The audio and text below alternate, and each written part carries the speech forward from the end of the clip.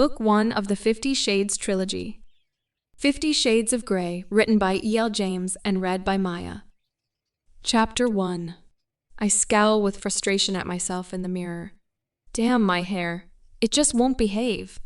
And damn Catherine Kavanagh for being ill and subjecting me to this ordeal. I should be studying for my final exams, which are next week. Yet here I am trying to brush my hair into submission. I must not sleep with it wet.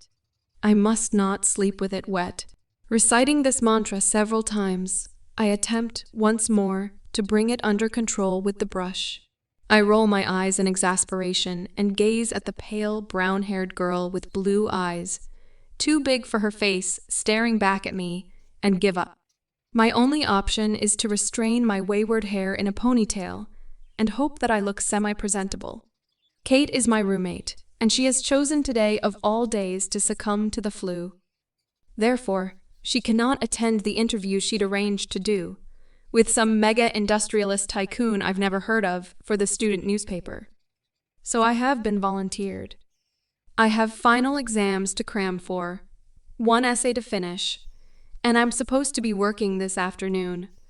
But no, today I have to drive 165 miles to downtown Seattle in order to meet the enigmatic CEO of Grey Enterprises Holdings, Inc. As an exceptional entrepreneur and major benefactor of our university, his time is extraordinarily precious, much more precious than mine, but he has granted Kate an interview. A real coup, she tells me. Damn her extracurricular activities. Kate is huddled on the couch in the living room. Anna, I'm sorry. It took me 9 months to get this interview. It will take another 6 to reschedule, and we'll both have graduated by then. As the editor, I can't blow this off. Please, Kate begs me in her rasping, sore throat voice. How does she do it? Even ill, she looks gamine and gorgeous, strawberry blonde hair in place and green eyes bright, although now red-rimmed and runny. I ignore my pang of unwelcome sympathy. Of course I'll go, Kate. You should get back to bed. Would you like some NyQuil or Tylenol? NyQuil, please. Here are the questions and my mini disc recorder. Just press record here. Make notes. I'll transcribe it all. I know nothing about him, I murmur, trying and failing to suppress my rising panic. The questions will see you through. Go. It's a long drive. I don't want you to be late. Okay, I'm going. Get back to bed. I made you some soup to heat up later. I stare at her fondly. Only for you, Kate, would I do this. I will. Good luck. And thanks, Anna, as usual. You're my lifesaver. Gathering my satchel, I smile wryly at her, then head out the door to the car. I cannot believe I have let Kate talk me into this. But then Kate can talk anyone into anything. She'll make an exceptional journalist. She's articulate, strong, persuasive, argumentative. Beautiful. She's my dearest, dearest friend. The roads are clear as I set off from Vancouver, toward Portland and the I-5. It's early, and I don't have to be in Seattle until 2 this afternoon. Fortunately, Kate's lent me her sporty Mercedes CLK. I'm not sure Wanda, my old VW Beetle, would make the journey in time. Oh, the Immerse is a fun drive, and the miles slip away as I floor the pedal to the metal. My destination is the headquarters of Mr. Grey's global enterprise. It's a huge 20-story office building, all curved glass and steel, an architect's utilitarian fantasy, with Grey House written discreetly in steel over the glass front doors. It's 1:45 when I arrive, greatly relieved that I'm not late as I walk into the enormous and frankly intimidating glass, steel, and white sandstone lobby. Behind the solid sandstone desk, a very attractive, groomed, blonde young woman smiles pleasantly at me. She's wearing the sharpest charcoal suit jacket and white shirt I have ever seen. She looks immaculate. I'm here to see Mr. Grey. Anastasia Steele for Catherine Kavanagh.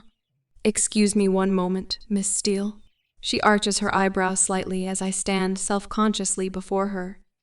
I am beginning to wish I'd borrowed one of Kate's formal blazers rather than wear my navy blue jacket.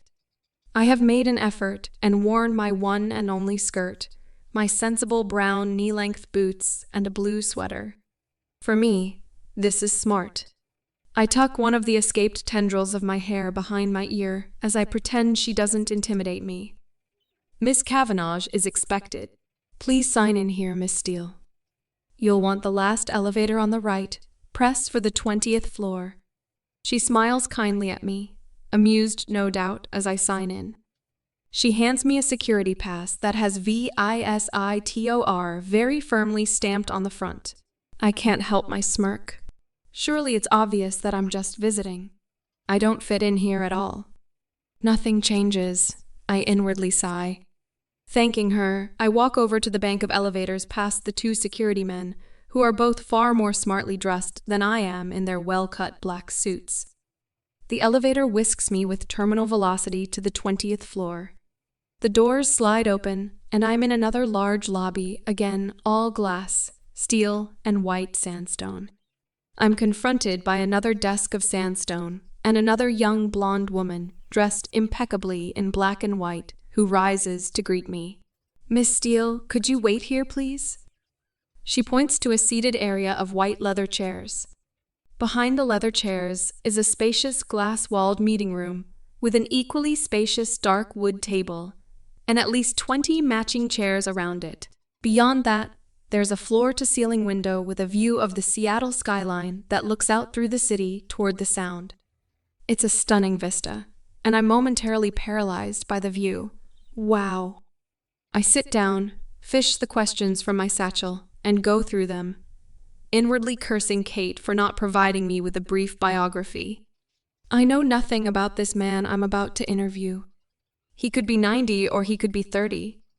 The uncertainty is galling, and my nerves resurface, making me fidget. I've never been comfortable with one-on-one interviews, preferring the anonymity of a group discussion where I can sit inconspicuously at the back of the room. To be honest, I prefer my own company, reading a classic British novel, curled up in a chair in the campus library, not sitting twitching nervously in a colossal glass and stone edifice. I roll my eyes at myself. Get a grip, Steele. Judging from the building, which is too clinical and modern, I guess Gray is in his 40s, fit, tanned, and fair-haired to match the rest of the personnel. Another elegant, flawlessly dressed blonde comes out of a large door to the right. What is it with all the immaculate blondes? It's like Stepford here. Taking a deep breath, I stand up. Miss Steele? The latest blonde asks. Yes, I croak and clear my throat. Yes, there, that sounded more confident. Mr. Gray will see you in a moment. May I take your jacket? Oh, please. I struggle out of the jacket. Have you been offered any refreshment? No. Oh dear, is blonde number 1 in trouble? Blonde number 2 frowns and eyes the young woman at the desk. Would you like tea, coffee, water? She asks, turning her attention back to me. A glass of water. Thank you, I murmur. Olivia, please fetch Miss Steele a glass of water. Her voice is stern.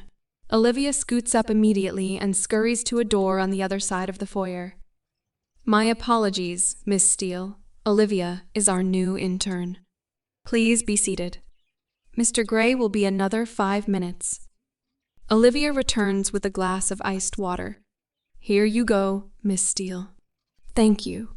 Blonde number 2 marches over to the large desk, her heels clicking and echoing on the sandstone floor. She sits down, and they both continue their work. Perhaps Mr. Gray insists on all his employees being blonde. I'm wondering idly if that's legal, when the office door opens and a tall, elegantly dressed, attractive African-American man with short dreads exits. I have definitely worn the wrong clothes. He turns and says through the door, "Golf this week, Gray." I don't hear the reply. He turns, sees me, and smiles, his dark eyes crinkling at the corners.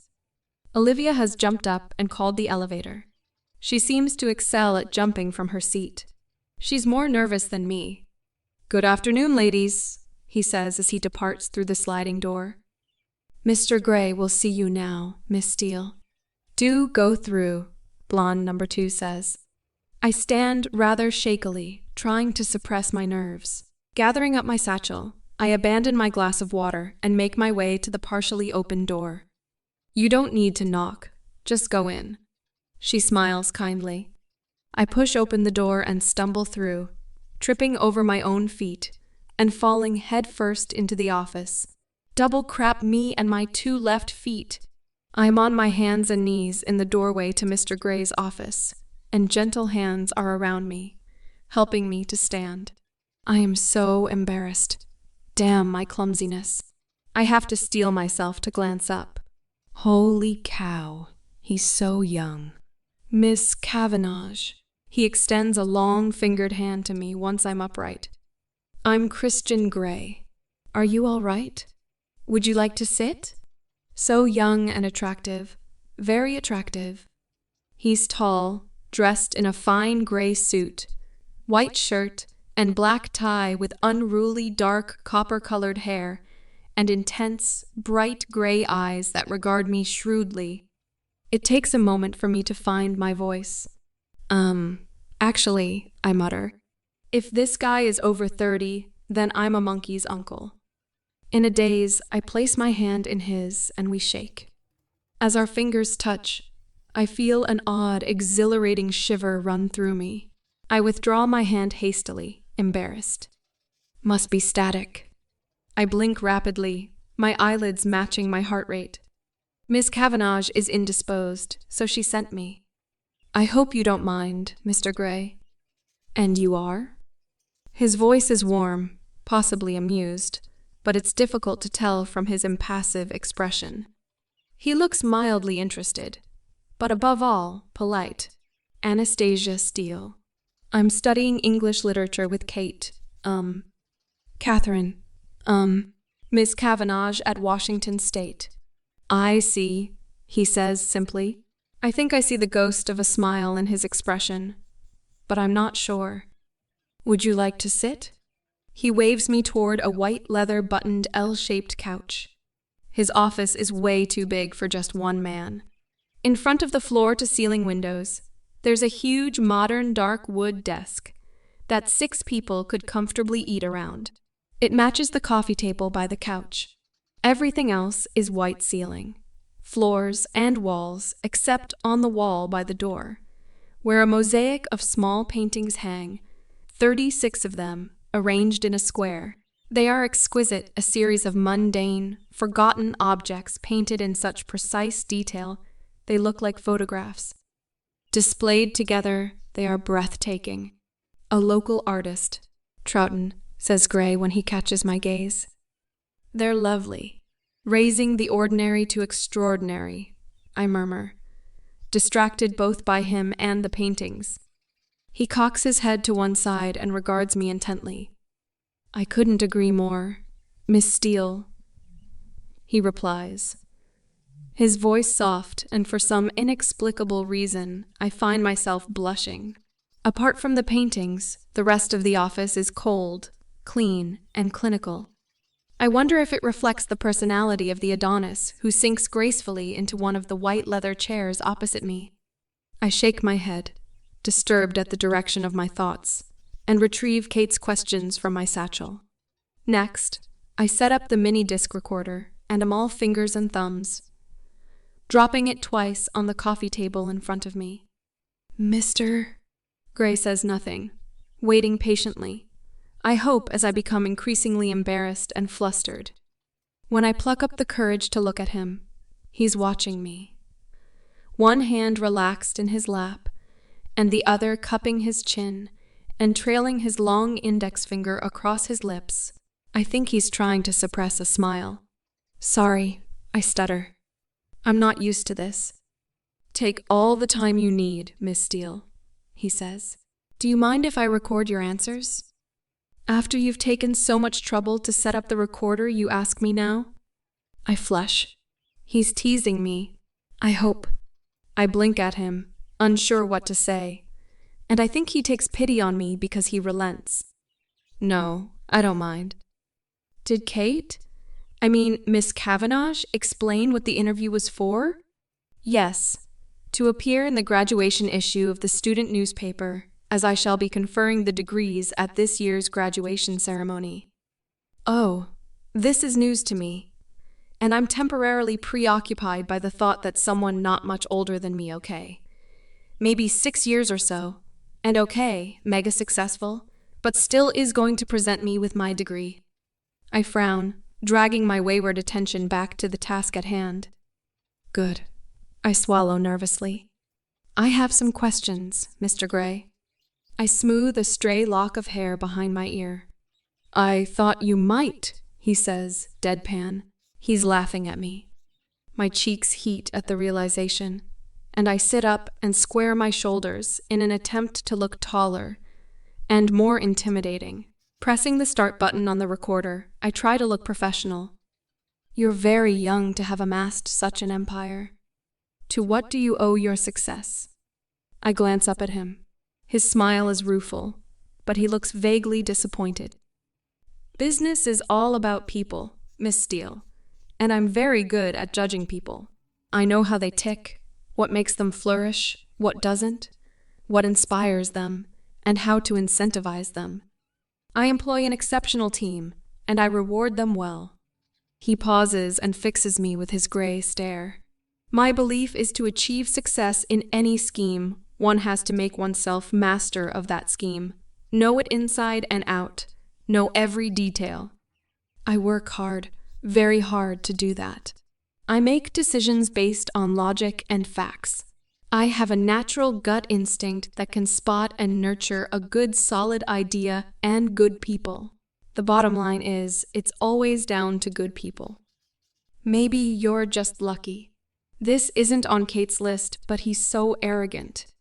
His eyes flare momentarily in surprise. I don't subscribe to luck or chance, Miss Steele. The harder I work, the more luck I seem to have. It really is all about having the right people on your team and directing their energies accordingly. I think it was Harvey Firestone who said the growth and development of people is the highest calling of leadership. You sound like a control freak. The words are out of my mouth before I can stop them. Oh, I exercise control in all things, Miss Steele, he says, without a trace of humor in his smile. I look at him, and he holds my gaze steadily, impassive. My heartbeat quickens, and my face flushes again. Why does he have such an unnerving effect on me? His overwhelming good looks, maybe. The way his eyes blaze at me. The way he strokes his index finger against his lower lip. I wish he'd stop doing that. Besides, immense power is acquired by assuring yourself in your secret reveries that you were born to control things. He continues, his voice soft. Do you feel that you have immense power? Control freak. I employ over 40,000 people, Miss Steele. That gives me a certain sense of responsibility power, if you will. If I were to decide I was no longer interested in the telecommunications business and sell up, 20,000 people would struggle to make their mortgage payments after a month or so. My mouth drops open. I am staggered by his lack of humility. Don't you have a board to answer to? I ask, disgusted. I own my company. I don't have to answer to a board. He raises an eyebrow at me. I flush. Of course, I would know this if I had done some research. But holy crap, he's so arrogant. I change tack. And do you have any interests outside your work? I have varied interests, Miss Steele. A ghost of a smile touches his lips. Very varied. And for some reason, I'm confounded and heated by his steady gaze. His eyes are alight with some wicked thought. But if you work so hard, what do you do to chill out? Chill out? To chill out, as you put it. I sail? He shifts in his chair. I'm a very wealthy man, Miss Steele, and I have expensive and absorbing hobbies. I glance quickly at Kate's questions, wanting to get off this subject. You invest in manufacturing. Why, specifically? I ask. Why does he make me so uncomfortable? I like to build things. I like to know how things work, what makes things tick, how to construct and deconstruct, and I have a love of ships. What can I say? That sounds like your heart talking rather than logic and facts. His mouth quirks up, and he stares appraisingly at me. Possibly, though there are people who'd say I don't have a heart. Why would they say that? Because they know me well. His lip curls in a wry smile. Would your friends say you're easy to get to know? And I regret the question as soon as I say it. It's not on Kate's list. I'm a very private person, Miss Steele. I go a long way to protect my privacy. I don't often give interviews, he trails off. Why did you agree to do this one? Because I'm a benefactor of the university, and for all intents and purposes, I couldn't get Miss Kavanagh off my back. She badgered and badgered my PR people, and I admire that kind of tenacity. I know how tenacious Kate can be. That's why I'm sitting here squirming uncomfortably under his penetrating gaze, when I should be studying for my exams. You also invest in farming technologies. Why are you interested in this area? We can't eat money, Miss Steele, and there are too many people on this planet who don't have enough to eat. That sounds very philanthropic. Is it something you feel passionately about? Feeding the world's poor? He shrugs. Very non-committal. It's shrewd business, he murmurs, though I think he's being disingenuous. It doesn't make sense feeding the world's poor. I can't see the financial benefits of this, only the virtue of the ideal. I glance at the next question, confused by his attitude. Do you have a philosophy? If so, what is it? I don't have a philosophy as such. Maybe a guiding principle Carnegie's, a man who acquires the ability to take full possession of his own mind, may take possession of anything else to which he is justly entitled. I'm very singular, driven.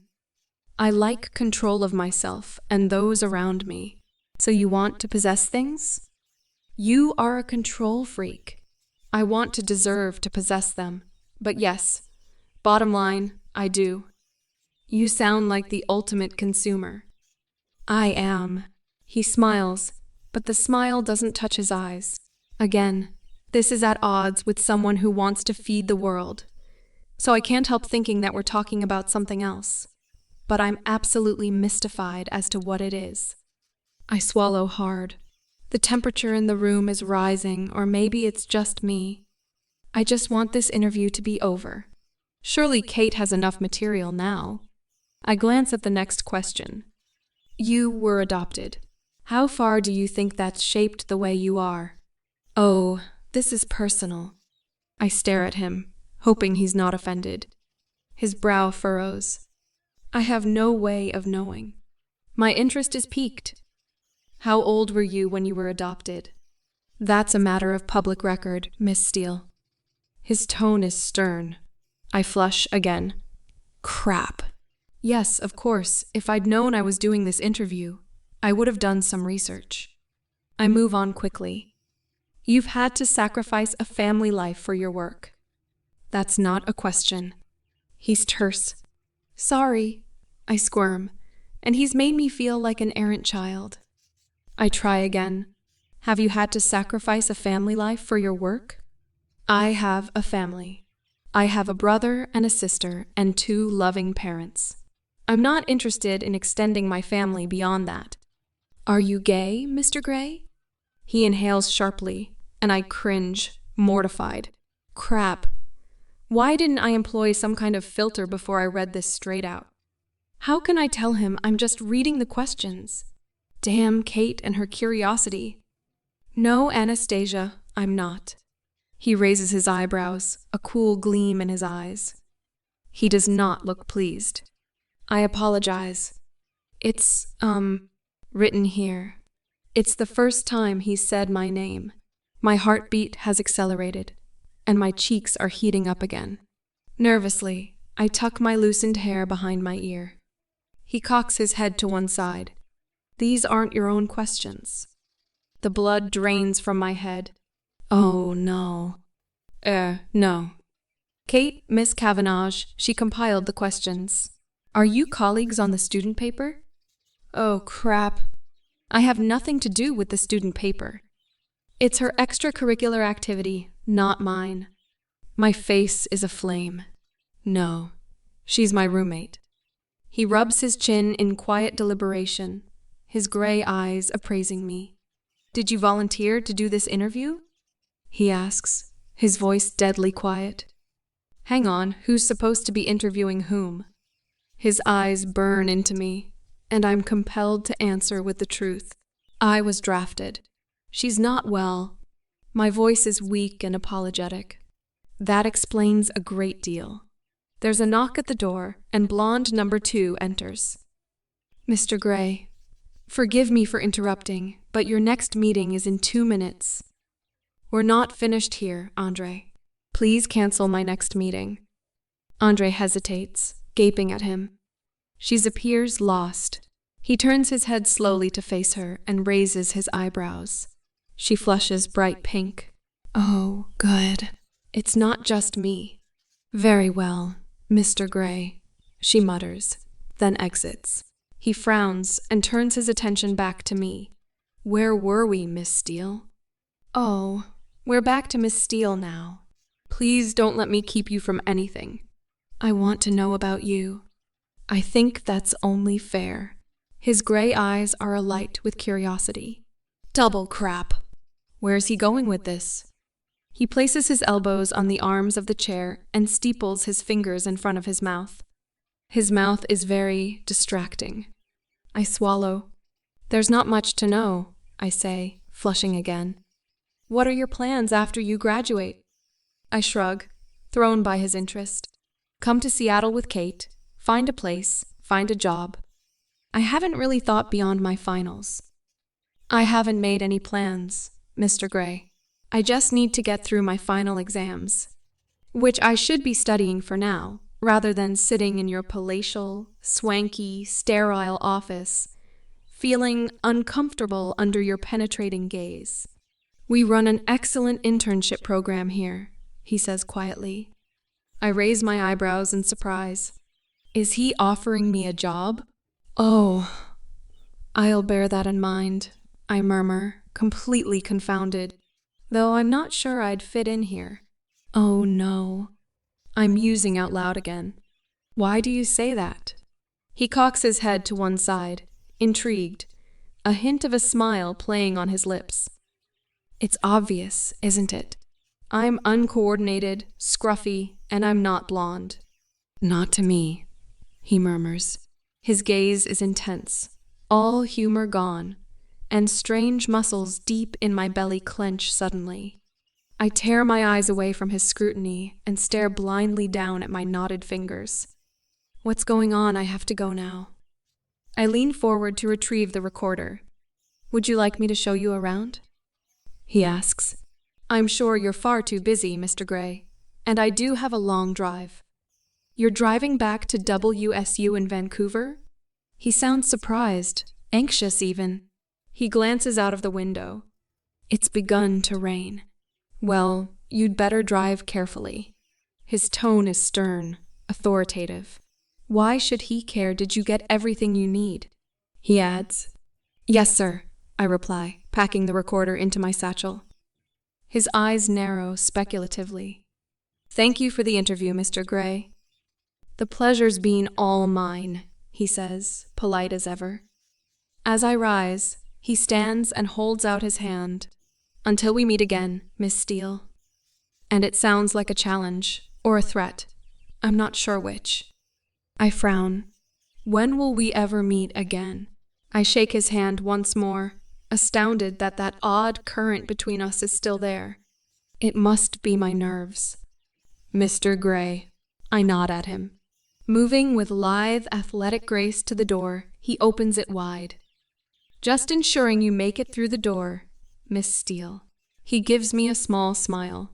Obviously, he's referring to my earlier, less than elegant entry into his office. I flush. "That's very considerate, Mr. Gray," I snap, and his smile widens. "I'm glad you find me entertaining," I glower inwardly, walking into the foyer. I'm surprised when he follows me out.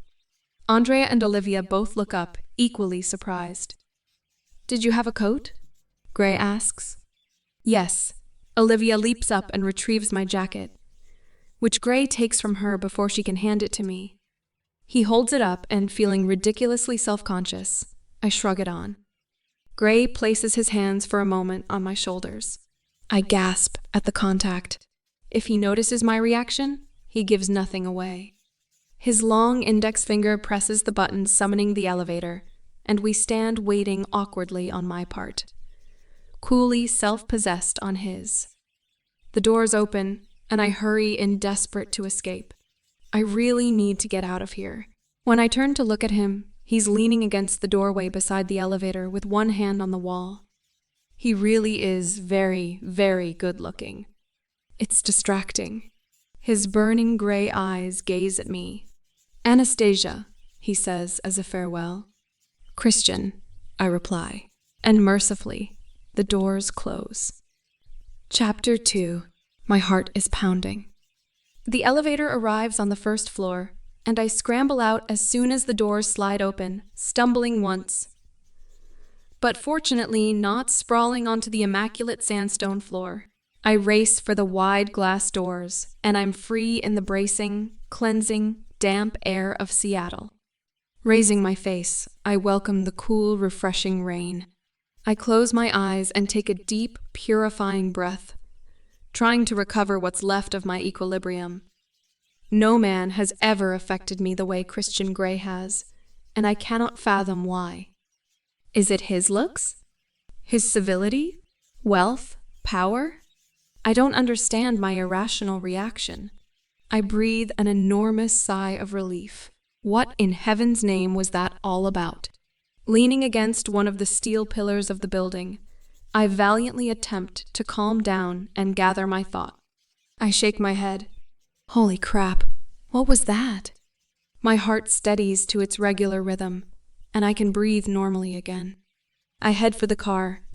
As I leave the city limits behind, I begin to feel foolish and embarrassed as I replay the interview in my mind. Surely I'm overreacting to something that's imaginary. Okay, so he's very attractive. Confident, commanding, at ease with himself. But on the flip side, he's arrogant. And for all his impeccable manners, he's autocratic and cold. Well, on the surface. An involuntary shiver runs down my spine. He may be arrogant, but then he has a right to be. He's accomplished so much at such a young age. He doesn't suffer fools gladly, but why should he? Again, I'm irritated that Kate didn't give me a brief biography. While cruising along the I-5, my mind continues to wander. I'm truly perplexed as to what makes someone so driven to succeed. Some of his answers were so cryptic, as if he had a hidden agenda. And Kate's questions, ugh. The adoption and asking him if he was gay? I shudder. I can't believe I said that. Ground, swallow me up now. Every time I think of that question in the future, I will cringe with embarrassment. Damn, Catherine Cavenagh. I check the speedometer. I'm driving more cautiously than I would on any other occasion. And I know it's the memory of two penetrating gray eyes gazing at me, and a stern voice telling me to drive carefully. Shaking my head, I realize that Gray's more like a man double his age. Forget it, Anna, I scold myself. I decide that, all in all, it's been a very interesting experience. But I shouldn't dwell on it. Put it behind you. I never have to see him again. I'm immediately cheered by the thought. I switch on the MP3 player and turn the volume up loud, sit back, and listen to thumping indie rock music as I press down on the accelerator. As I hit the 1.5, I realize I can drive as fast as I want. We live in a small community of duplex apartments in Vancouver, Washington, close to the Vancouver campus of WSU. I'm lucky Kate's parents bought the place for her, and I pay peanuts for rent. It's been home for 4 years now. As I pull up outside, I know Kate is going to want a blow-by-blow account, and she is tenacious. Well, at least she has the mini-disc. Hopefully I won't have to elaborate much beyond what was said during the interview. Anna, you're back. Kate sits in our living area, surrounded by books. She's clearly been studying for finals, though she's still in her pink flannel pajamas decorated with cute little rabbits, the ones she reserves for the aftermath of breaking up with boyfriends, for assorted illnesses, and for general moody depression. She bounds up to me and hugs me hard. I was beginning to worry. I expected you back sooner. Oh, I thought I made good time considering the interview ran over. I waved the mini-disc recorder at her. Anya, thank you so much for doing this. I owe you. I know. How was it? What was he like? Oh no. Here we go. The Catherine Kavanagh Inquisition. I struggle to answer her question. What can I say? I'm glad it's over, and I don't have to see him again. He was rather intimidating, you know. I shrug. He's very focused, intense even, and young. Really young. Kate gazes innocently at me. I frown at her. Don't you look so innocent? Why didn't you give me a biography? He made me feel like such an idiot for skimping on basic research. Kate clamps a hand to her mouth. Geez, Anna, I'm sorry I didn't think. I huff. Mostly, he was courteous. Formal, slightly stuffy, like he's old before his time. He doesn't talk like a man of 20-something. How old is he anyway? 27. Geez, Anna, I'm sorry. I should have briefed you, but I was in such a panic. Let me have the mini-disc and I'll start transcribing the interview. You look better. Did you eat your soup? I ask, keen to change the subject. Yes, and it was delicious as usual. I'm feeling much better. She smiles at me in gratitude. I check my watch. I have to run. I can still make my shift at Clayton's. Anna, you'll be exhausted. I'll be fine. I'll see you later. I've worked at Clayton's since I started at WSU. It's the largest independent hardware store in the Portland area. And over the 4 years I've worked here, I've come to know a little bit about most everything we sell. Although ironically, I'm crap at any DIY. I leave all that to my dad. I'm much more of a curl-up with a book in a comfy chair by the fire kind of girl. I'm glad I can make my shift as it gives me something to focus on that isn't Christian Grey. We're busy. It's the start of the summer season, and folks are redecorating their homes. Mrs. Clayton is pleased to see me. Anna, I thought you weren't going to make it today. My appointment didn't take as long as I thought. I can do a couple of hours. I'm real pleased to see you. She sends me to the storeroom to start restocking shelves, and I'm soon absorbed in the task. When I arrive home later, Catherine is wearing headphones and working on her laptop. Her nose is still pink, but she has her teeth into a story, so she's concentrating and typing furiously. I'm thoroughly drained, exhausted by the long drive, the grueling interview, and by being rushed off my feet at Clayton's. I slump onto the couch, thinking about the essay I have to finish, and all the studying I haven't done today because I was holed up with him. You've got some good stuff here, Anna. Well done. I can't believe you didn't take him up on his offer to show you around. He obviously wanted to spend more time with you. She gives me a fleeting, quizzical look. I flush, and my heart rate inexplicably increases. That wasn't the reason, surely? He just wanted to show me around so I could see that he was lord of all he surveyed. I realize I'm biting my lip, and I hope Kate doesn't notice. But she seems absorbed in her transcription.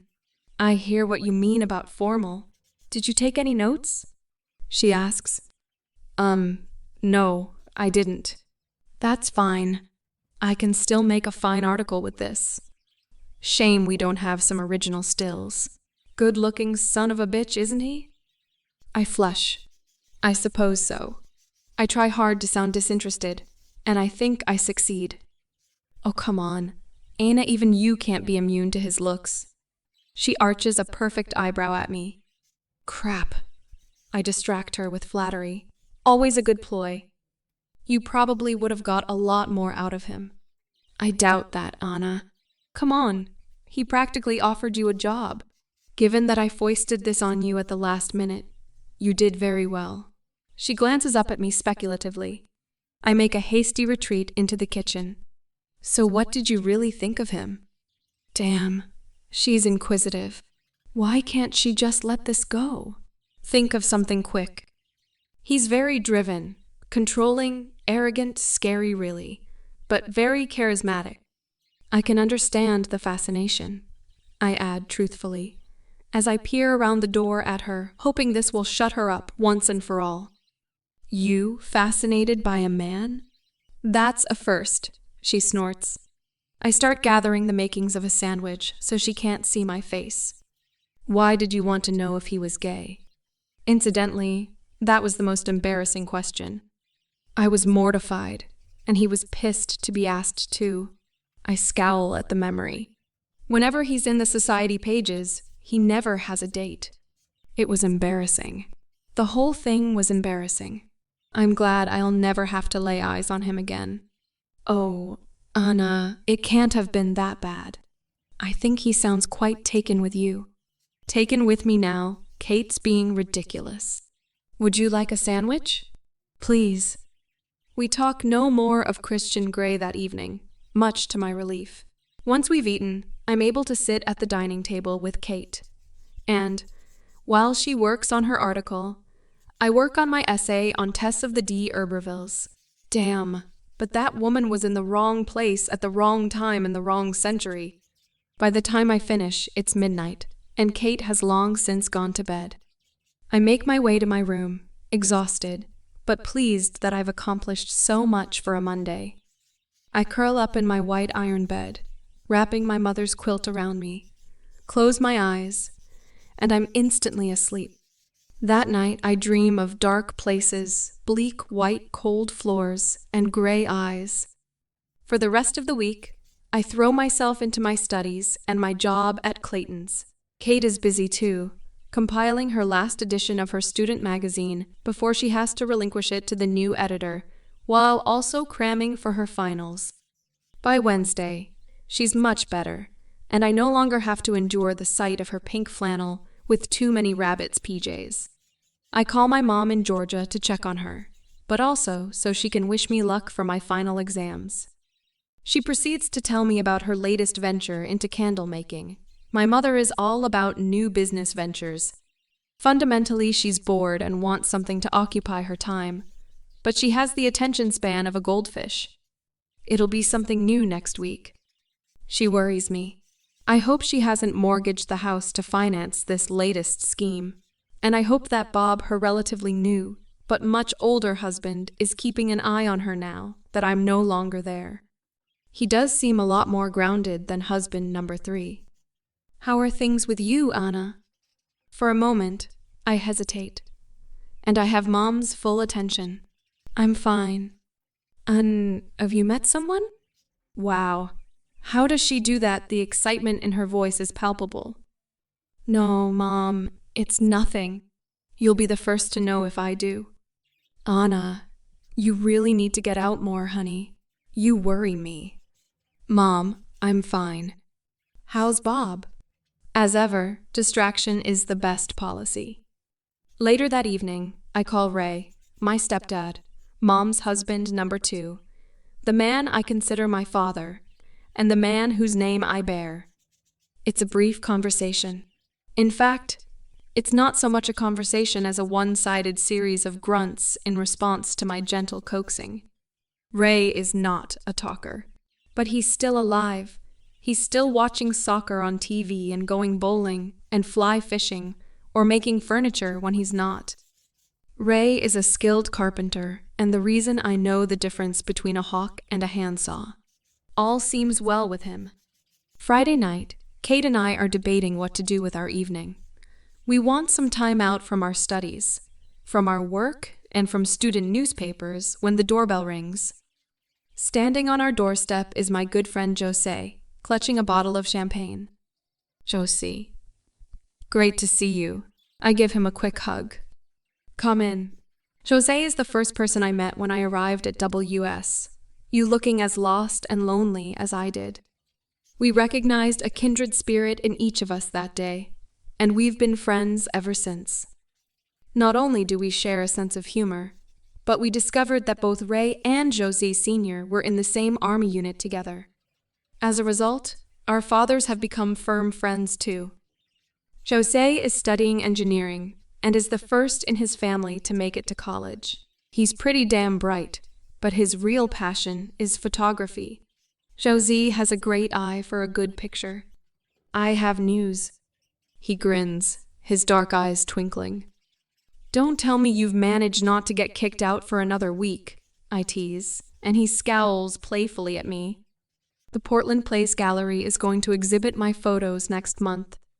That's amazing, congratulations. Delighted for him, I hug him again. Kate beams at him too. Way to go, Jose. I should put this in the paper. Nothing like last-minute editorial changes on a Friday evening. She grins. Let's celebrate. I want you to come to the opening. Jose looks intently at me. I flush. Both of you, of course, he adds, glancing nervously at Kate. Jose and I are good friends, but I know deep down inside, he'd like to be more. He's cute and funny, but he's just not for me. He's more like the brother I never had. Catherine often teases me that I'm missing the need a boyfriend gene. But the truth is, I just haven't met anyone who I'm attracted to, even though part of me longs for those trembling knees, heart in my mouth, butterflies in my belly, sleepless nights. Sometimes I wonder if there's something wrong with me. Perhaps I've spent too long in the company of my literary romantic heroes, and consequently my ideals and expectations are far too high. But in reality, nobody's ever made me feel like that. Until very recently, the unwelcome, still small voice of my subconscious whispers. No, I banish the thought immediately. I am not going there, not after that painful interview. Are you gay, Mr. Gray? I wince at the memory. I know I've dreamt about him most nights since then, but that's just to purge the awful experience from my system, surely? I watch Josie open the bottle of champagne. He's tall and in his jeans and t-shirt. He's all shoulders and muscles, tanned skin, dark hair, and burning dark eyes. Yes, Josie's pretty hot, but I think he's finally getting the message. We're just friends. The cork makes its loud pop, and Chose looks up and smiles. Saturday at the store is a nightmare.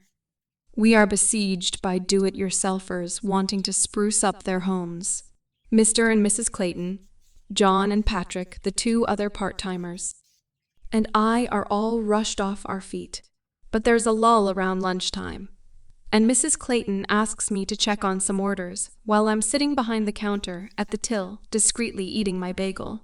I'm engrossed in the task, checking catalog numbers against the items we need and the items we've ordered, eyes flicking from the order book to the computer screen and back as I check the entries match. Then, for some reason, I glance up and find myself locked in the bold gray gaze of Christian Grey, who's standing at the counter, staring at me intently. Heart failure. Miss Steele, what a pleasant surprise. His gaze is unwavering and intense. Holy crap. What the hell is he doing here looking all tousled hair and outdoorsy in his cream chunky knit sweater, jeans, and walking boots? I think my mouth has popped open and I can't locate my brain or my voice. Mr. Gray, I whisper, because that's all I can manage. There's a ghost of a smile on his lips, and his eyes are alight with humor, as if he's enjoying some private joke. I was in the area, he says by way of explanation. I need to stock up on a few things. It's a pleasure to see you again, Miss Steele. His voice is warm and husky, like dark, melted chocolate fudge caramel. Or something. I shake my head to gather my wits. My heart is pounding a frantic tattoo, and for some reason, I'm blushing furiously under his steady scrutiny. I am utterly thrown by the sight of him standing before me. My memories of him did not do him justice. He's not merely good-looking. He's the epitome of male beauty, breathtaking, and he's here. Here in Clayton's hardware store. Go figure. Finally, my cognitive functions are restored and reconnected with the rest of my body. Anya. My name's Anna, I mutter. What can I help you with, Mr. Gray? He smiles, and again it's like he's privy to some big secret. It is so disconcerting. Taking a deep breath, I put on my professional I've worked in this shop for years, Faye. Aid, I can do this. There are a few items I need. To start with, I'd like some cable ties, he murmurs, his gray eyes cool but amused. Cable ties? We stock various lengths. Shall I show you? I mutter, my voice soft and wavery. Get a grip, Steele. A slight frown mars Gray's rather lovely brow. Please, lead the way, Miss Steele, he says. I try for nonchalance as I come out from behind the counter, but really, I'm concentrating hard on not falling over my own feet. My legs are suddenly the consistency of Jell-O. I'm so glad I decided to wear my best jeans this morning. They're in with the electrical goods, aisle 8. My voice is a little too bright. I glance up at him and regret it almost immediately. Damn, he's handsome. I blush. After you, he murmurs, gesturing with his long-fingered, beautifully manicured hand. With my heart almost strangling me because it's in my throat trying to escape from my mouth, I head down one of the aisles to the electrical section. Why is he in Portland? Why is he here at Clayton's, and from a very tiny, underused part of my brain probably located at the base of my medulla oblongata, where my subconscious dwells, comes the thought, he's here to see you. No way. I dismiss it immediately. Why would this beautiful, powerful, urbane man want to see me? The idea is preposterous, and I kick it out of my head. Are you in Portland on business? I ask, and my voice is too high, like I've got my finger trapped in a door or something. Damn, try to be cool, Anna. I was visiting the WSU Farming Division. It's based at Vancouver. I'm currently funding some research there in crop rotation and soil science, he says, matter-of-factly. See?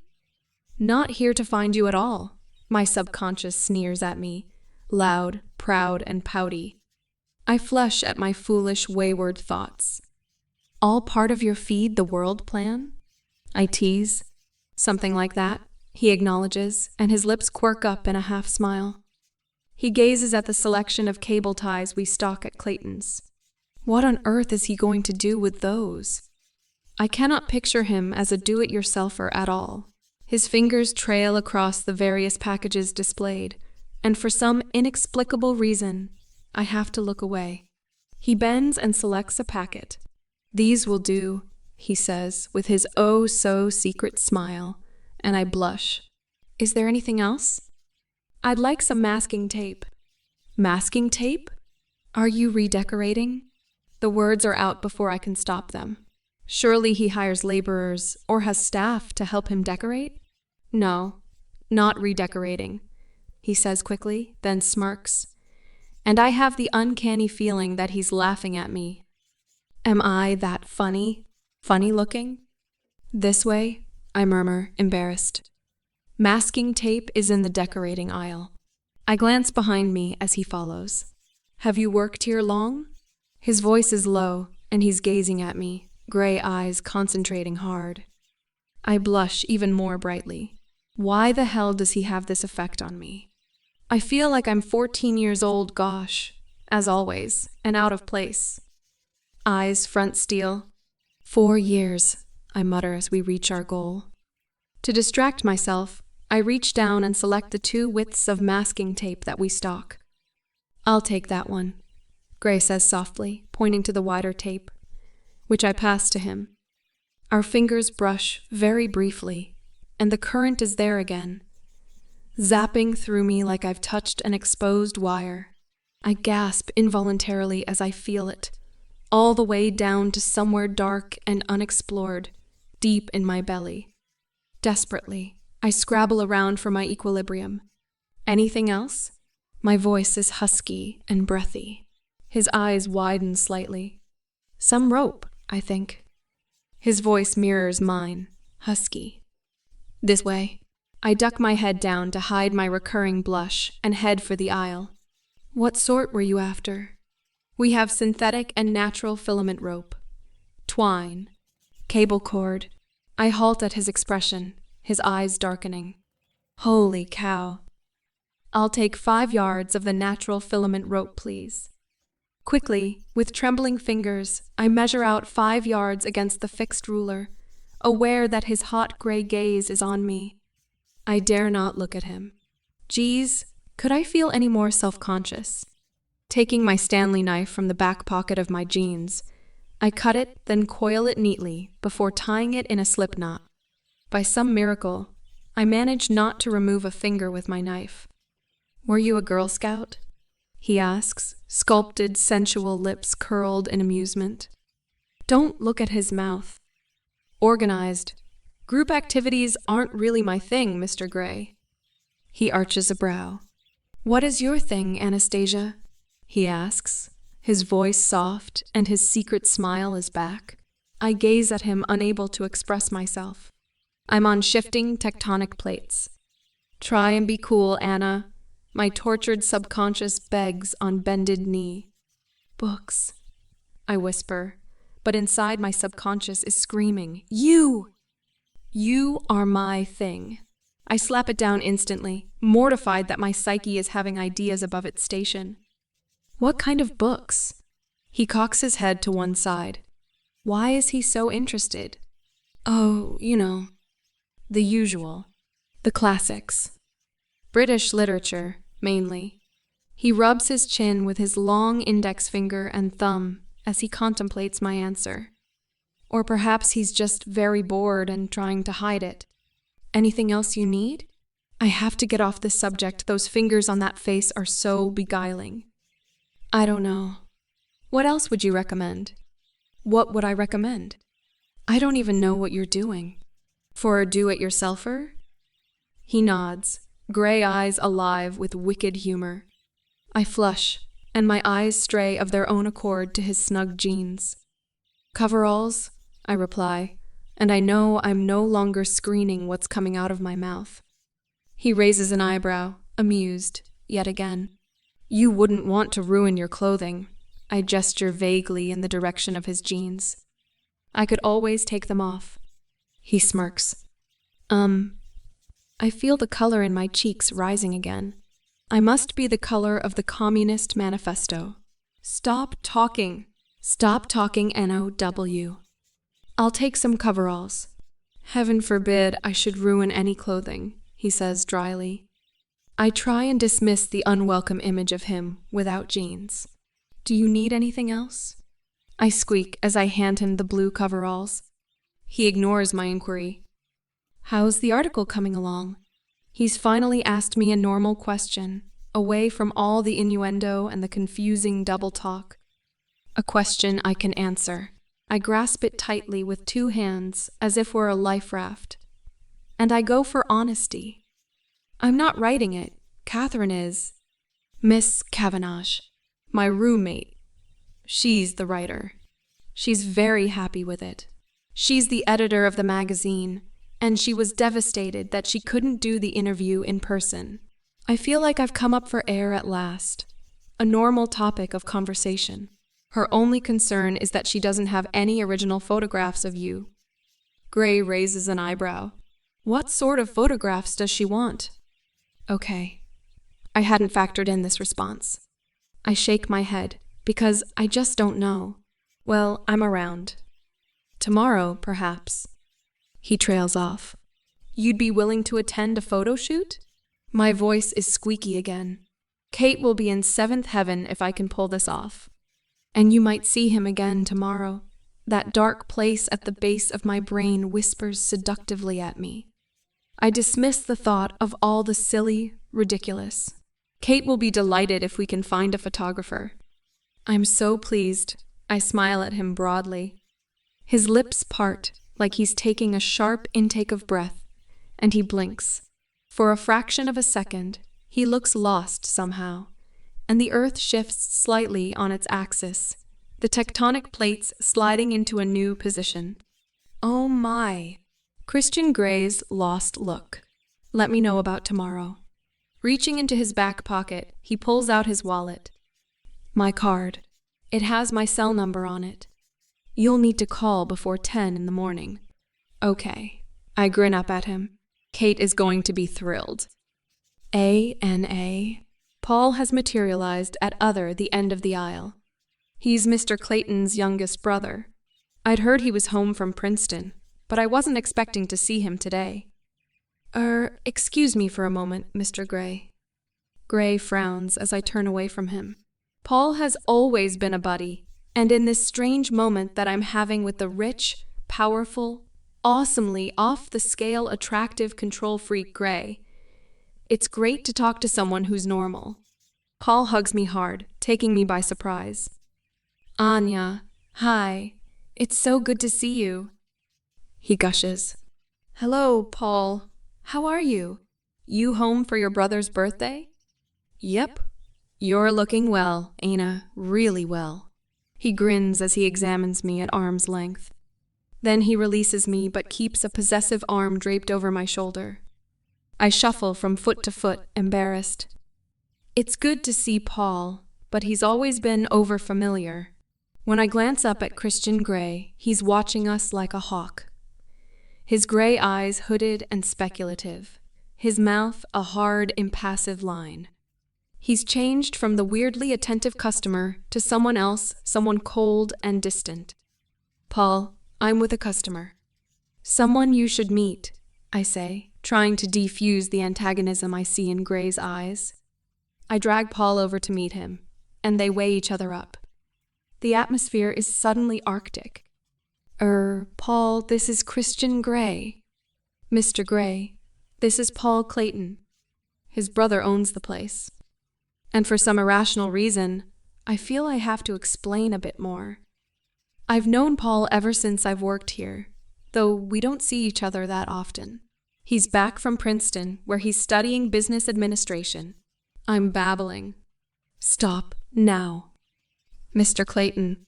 Christian holds his hand out, his look unreadable.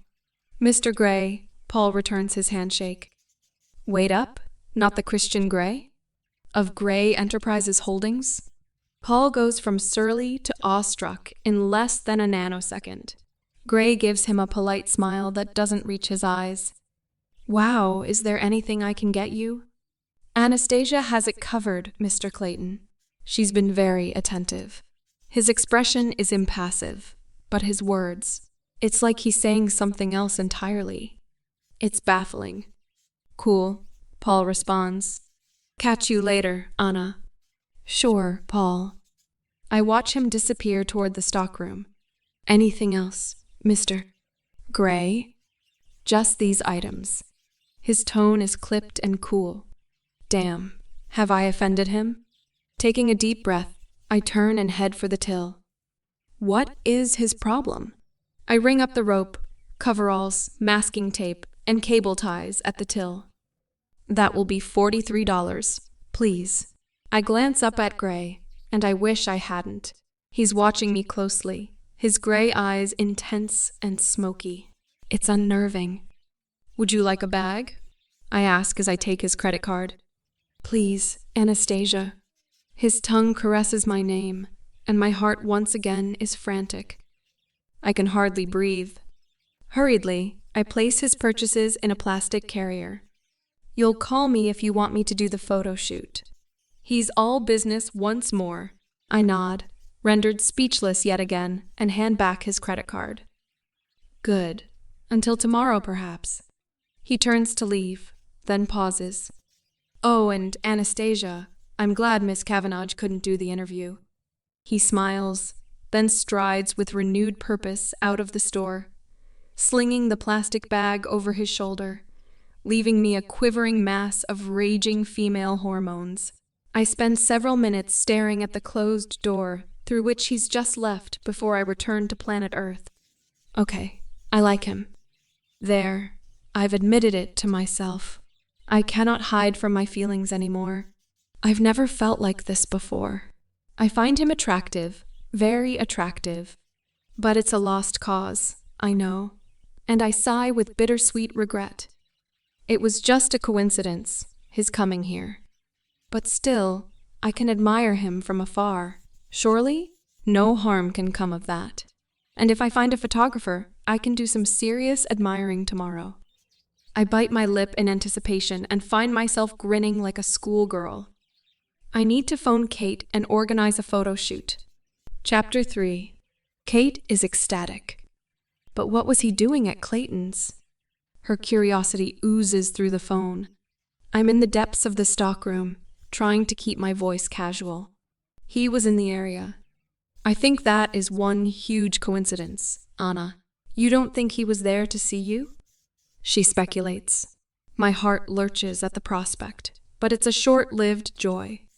The dull, disappointing reality is that he was here on business. He was visiting the farming division of WSU. He's funding some research, I mutter. Oh, yes. He's given the department a $2.5 million grant. Wow. How do you know this? Anna, I'm a journalist, and I've written a profile on the guy.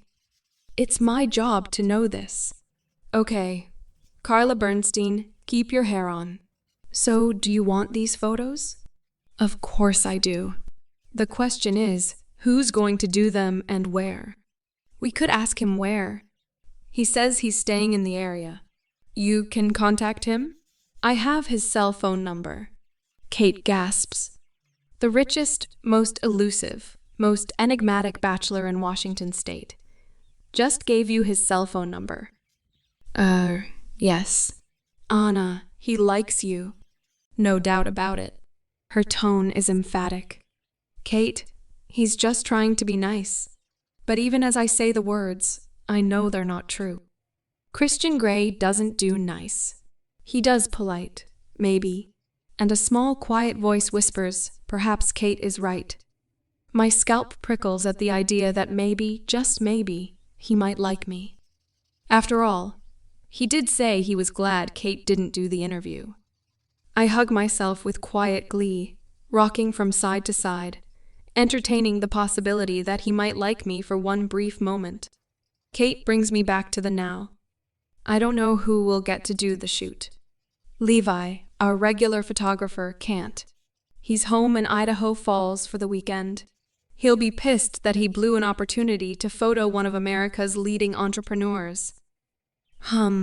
What about Jose? Great idea. You ask him, he'll do anything for you. Then call Gray and find out where he wants us. Kate is irritatingly cavalier about Jose. I think you should call him. Who, Jose? Kate scoffs. No, Gray. Anya, you're the one with the relationship. Relationship? I squeak at her, my voice rising several octaves. I barely know the guy. At least you've met him, she says bitterly, and it looks like he wants to know you better. Anya, just call him. She snaps and hangs up. She is so bossy sometimes. I frown at my cell, sticking my tongue out at it. I'm just leaving a message for Josie when Paul enters the stockroom, looking for sandpaper. We're kind of busy out there, Anna, he says without acrimony. Yeah. Sorry, I mutter, turning to leave. So how come you know Christian Grey? Paul's voice is unconvincingly nonchalant. I had to interview him for our student newspaper. Kate wasn't well. I shrug, trying to sound casual and doing no better than him. Christian Grey in Clayton's. Go figure, Paul snorts, amazed. He shakes his head as if to clear it. Anyway, want to grab a drink or something this evening? Whenever he's home, he asks me on a date, and I always say no. It's a ritual. I've never considered it a good idea to date the boss's brother. And besides, Paul is cute in a wholesome all-American boy next door kind of way. But he's no literary hero, not by any stretch of the imagination. Is Gray, my subconscious asks me, her eyebrow figuratively raised. I slap her down. Don't you have a family dinner or something for your brother? That's tomorrow. Maybe some other time, Paul. I need to study tonight. I have my finals next week. Anna, one of these days, you'll say yes. He smiles as I escape out to the store floor. But I do places. Anna, not people. Jose groans. Chose, please. I beg. Clutching my cell, I pace the living area of our apartment, staring out of the window at the fading evening light. Give me that phone. Kate grabs the handset from me, tossing her silken red blonde hair over her shoulder. Listen here, Jose Rodriguez, if you want our newspaper to cover the opening of your show, you'll do this shoot for us tomorrow. Capiche? Kate can be awesomely tough. Good. Anna will call back with the location and the call time. We'll see you tomorrow. She snaps my cell phone shut. Sorted. All we need to do now is decide where and when. Call him. She holds the phone out to me. My stomach twists. Call Gray. Now. I scowl at her and reach into my back pocket for his business card. I take a deep, steadying breath, and with shaking fingers, I dial the number. He answers on the second ring. His tone is clipped, calm and cold. Gray. Mr. Gray. It's Anastasia, Steele. I don't recognize my own voice. I'm so nervous. There's a brief pause. Inside, I'm quaking. Miss Steele, how nice to hear from you. His voice has changed. He's surprised, I think, and he sounds so warm, seductive even. My breath hitches, and I flush. I'm suddenly conscious that Catherine Cavenagh is staring at me, her mouth open, and I dart into the kitchen to avoid her unwanted scrutiny. We'd like to go ahead with the photo shoot for the article. Breathe, Anna, breathe. My lungs drag in a hasty breath. Tomorrow, if that's okay. Where would be convenient for you, sir? I can almost hear his sphinx-like smile through the phone. I'm staying at the Heathman in Portland. Shall we say 9:30 tomorrow morning? Okay, we'll see you there. I am all gushing and breathy like a child, not a grown woman who can vote and drink legally in the state of Washington. I look forward to it, Miss Steele. I visualize the wicked gleam in his gray eyes. How can he make 7 little words hold so much tantalizing promise I hang up? Kate is in the kitchen, and she's staring at me with a look of complete and utter consternation on her face. Anastasia Rose Steele. You like him? I've never seen or heard you so affected by anyone before. You're actually blushing. Oh, Kate, you know I blush all the time. It's an occupational hazard with me. Don't be so ridiculous, I snap. She blinks at me with surprise. I very rarely throw my toys out of the prom, and I briefly relent. I just find him intimidating, that's all. Heathman, that figures, mutters Kate. I'll give the manager a call and negotiate a space for the shoot. I'll make supper. Then I need to study. I cannot hide my irritation with her as I open one of cupboards to make supper. I am restless that night, tossing and turning, dreaming of smoky gray eyes, coveralls, long legs, long fingers, and dark, unexplored places. I wake twice in the night, my heart pounding. Oh, I'm going to look just great tomorrow with so little sleep, I scold myself. I punch my pillow and try to settle. The Heathman is nestled in the downtown heart of Portland. Its impressive brownstone edifice was completed just in time for the crash of the late 1920s. Jose, Travis, and I are traveling in my Beetle, and Kate is in her CLK since we can't all fit in my car. Travis is Josie's friend and gopher, here to help out with the lighting. Kate has managed to acquire the use of a room at the Heathman free of charge for the morning, in exchange for a credit in the article. When she explains at reception that we're here to photograph Christian Grey CEO, we are instantly upgraded to a suite. Just a regular-sized suite, however, as apparently Mr. Grey is already occupying the largest one in the building. An over-keen marketing executive shows us up to the suite. He's terribly young and very nervous for some reason. I suspect it's Kate's beauty and commanding manner that disarms him, because he's putty in her hands. The rooms are elegant, understated, and opulently furnished. It's 9. We have half an hour to set up. Kate is in full flow. Josie, I think we'll shoot against that wall. Do you agree? She doesn't wait for his reply. Travis, clear the chairs. Anna, could you ask housekeeping to bring up some refreshments? And let Grey know where we are. Yes, mistress. She is so domineering. I roll my eyes, but do as I'm told. Half an hour later, Christian Grey walks into our suite. Holy crap. He's wearing a white shirt, open at the collar, and gray flannel pants that hang from his hips. His unruly hair is still damp from a shower. My mouth goes dry looking at him. He's so freaking hot. Grey is followed into the suite by a man in his mid-30s, all buzz-cut and stubble in a sharp dark suit and tie, who stands silently in the corner. His hazel eyes watch us impassively. Miss Steele, we meet again. Grey extends his hand, and I shake it, blinking rapidly. Oh my. He really is quite wow. As I touch his hand, I'm aware of that delicious current running right through me, lighting me up, making me blush, and I'm sure my erratic breathing must be audible.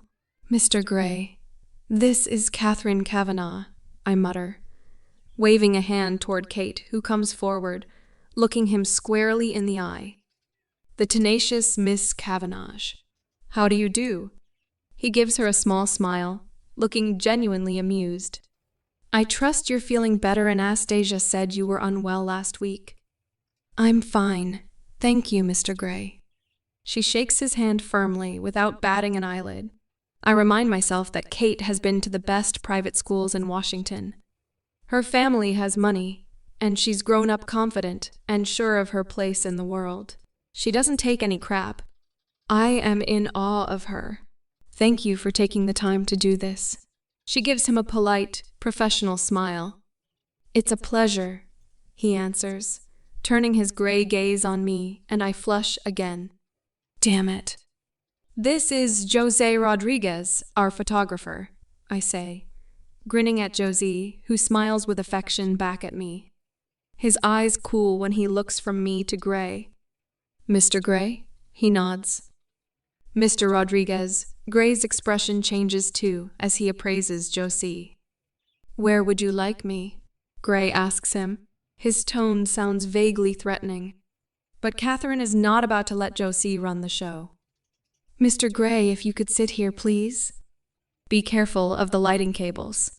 And then we'll do a few standing, too. She directs him to a chair set up against the wall.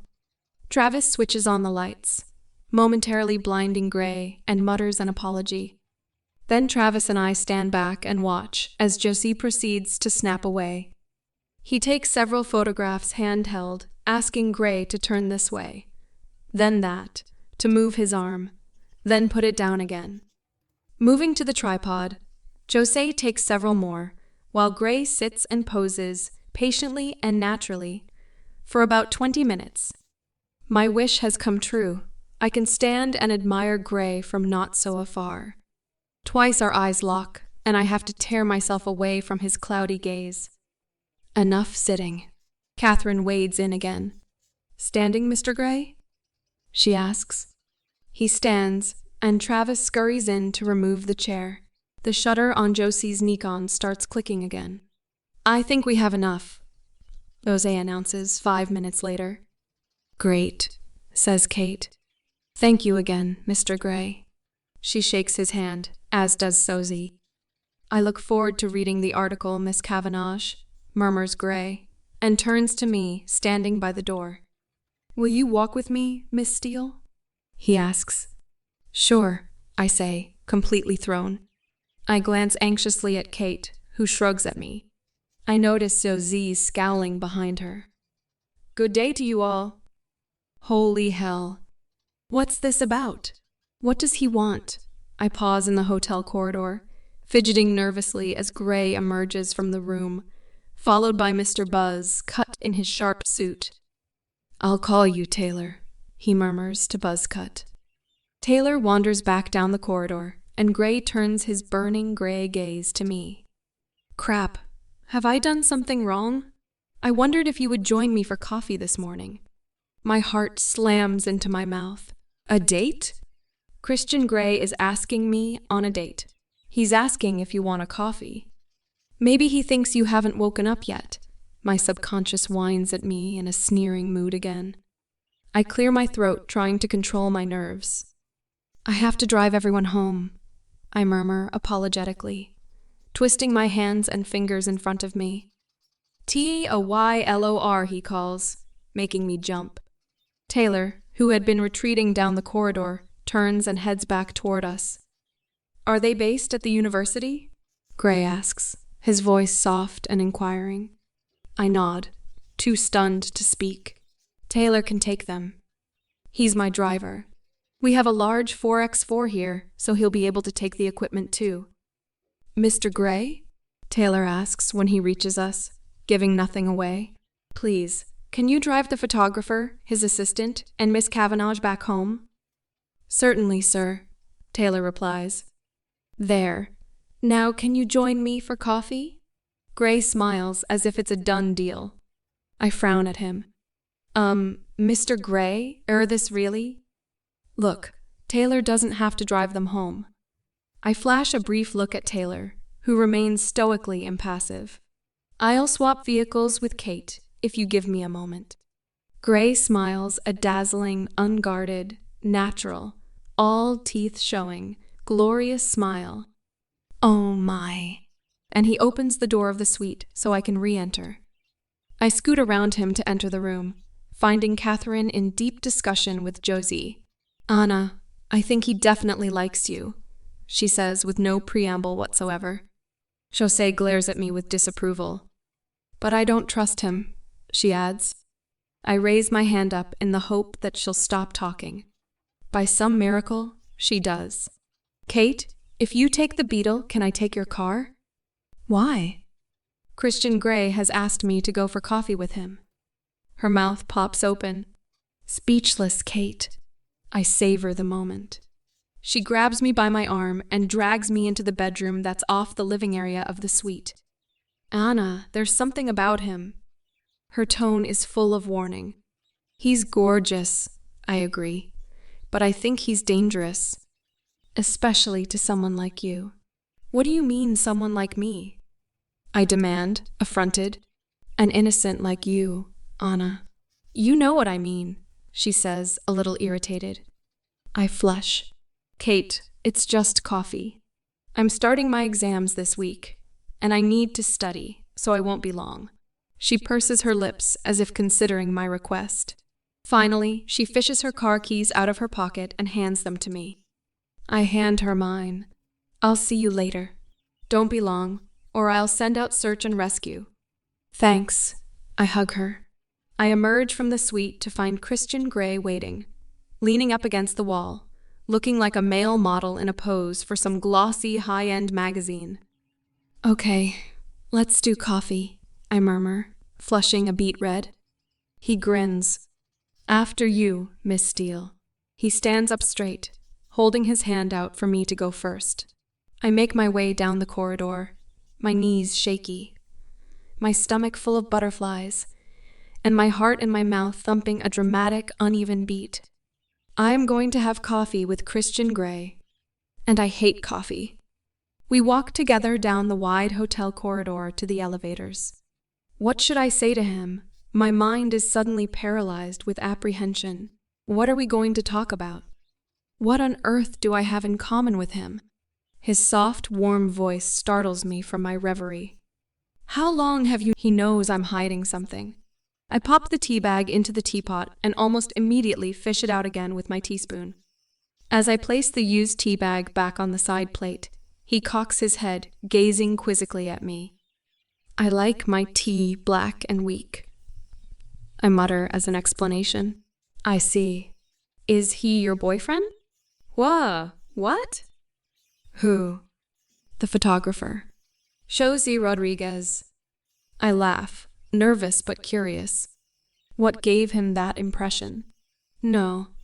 Josie's a good friend of mine, that's all. Why did you think he was my boyfriend? The way you smiled at him, and he at you.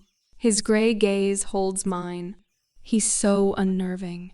I want to look away, but I'm caught spellbound. He's more like family, I whisper. Gray nods slightly, seemingly satisfied with my response, and glances down at his blueberry muffin. His long fingers deftly peel back the paper, and I watch, fascinated. Do you want some? He asks, and that amused, secret smile is back. No, thanks. I frown and stare down at my hands again. And the boy I met yesterday at the store. He's not your boyfriend? No. Paul's just a friend. I told you yesterday. Oh, this is getting silly. Why do you ask? You seem nervous around men. Holy crap, that's personal. I'm just nervous around you, Gray. I find you intimidating. I flush scarlet, but mentally pat myself on the back for my candor, and gaze at my hands again. I hear his sharp intake of breath. You should find me intimidating, he nods. You're very honest. Please don't look down. I like to see your face. Oh, I glance at him, and he gives me an encouraging but wry smile. It gives me some sort of clue what you might be thinking, he breathes. You're a mystery, Miss Steele. Mysterious? Me? There's nothing mysterious about me. I think you're very self-contained, he murmurs. Am I? Wow, how am I managing that? This is bewildering. Me, self-contained? No way. Except when you blush, of course, which is often. I just wish I knew what you were blushing about. He pops a small piece of muffin into his mouth and starts to chew it slowly, not taking his eyes off me. And as if on cue, I blush. Crap! Do you always make such personal observations? I hadn't realized I was. Have I offended you? He sounds surprised. No, I answer truthfully. Good. But you're very high-handed, I retaliate quietly. He raises his eyebrows and, if I'm not mistaken, he flushes slightly too. I'm used to getting my own way, Anastasia, he murmurs. In all things. I don't doubt it. Why haven't you asked me to call you by your first name? I'm surprised by my audacity. Why has this conversation become so serious? This isn't going the way I thought it was going to go. I can't believe I'm feeling so antagonistic towards him. It's like he's trying to warn me off. The only people who use my given name are my family and a few close friends. That's the way I like it. Oh, he still hasn't said, call me Christian. He is a control freak. There's no other explanation. And part of me is thinking maybe it would have been better if Kate had interviewed him. Two control freaks together. Plus, of course, she's almost blonde, well, strawberry blonde like all the women in his office. And she's beautiful, my subconscious reminds me. I don't like the idea of Christian and Kate. I take a sip of my tea, and Gray eats another small piece of his muffin. Are you an only child? He asks. Whoa. He keeps changing direction. Yes. Tell me about your parents. Why does he want to know this? It's so dull. And I'm aware that our time together is limited. This is it. This was it, and I've completely blown it. I know, perhaps he has someone. Do you have a girlfriend? I blurt out. Holy crap, I just said that out loud. His lips quirk up in a half smile, and he looks down at me. No, Anastasia. I don't do the girlfriend thing, he says softly. Oh, what does that mean he's not gay? Oh, maybe he is crap. He must have lied to me in his interview. And for a moment, I think he's going to follow on with some explanation, some clue to this cryptic statement, but he doesn't. I have to go. I have to try to reassemble my thoughts. I have to get away from him. I walk forward and I trip, stumbling headlong onto the road. Shit, Anna. Gray cries. He tugs the hand that he's holding so hard that I fall back against him just as a cyclist whips past, narrowly missing me, heading the wrong way up this one-way street. It all happens so fast. 1 minute I'm falling, the next I'm in his arms, and he's holding me tightly against his chest. I inhale his clean, vital scent. He smells of fresh laundered linen and some expensive body wash. Oh my, it's intoxicating. I inhale deeply. Are you okay? He whispers. He has one arm around me, clasping me to him, while the fingers of his other hand softly trace my face, gently probing, examining me. His thumb brushes my lower lip, and I hear his breath hitch. He's staring into my eyes, and I hold his anxious, burning gaze for a moment. Or maybe it's forever, but eventually, my attention is drawn to his beautiful mouth. Oh my. And for the first time in 21 years, I want to be kissed. I want to feel his mouth on me. What on earth do I have as just a friend? I told you yesterday. Oh, this is getting silly. Why do you ask? You seem nervous around men. Holy crap, that's personal. I'm just nervous around you, Gray. I find you intimidating. I flush scarlet, but mentally pat myself on the back for my candor and gaze at my hands again. I hear his sharp intake of breath. You should find me intimidating, he nods. You're very honest. Please don't look down. I like to see your face. Oh, I glance at him, and he gives me an encouraging but wry smile. It gives me some sort of clue what you might be thinking, he breathes. You're a mystery, Miss Steele. Mysterious? Me? There's nothing mysterious about me. I think you're very self-contained, he murmurs. Am I? Wow. How am I managing that this is bewildering? Me? Self-contained? No way.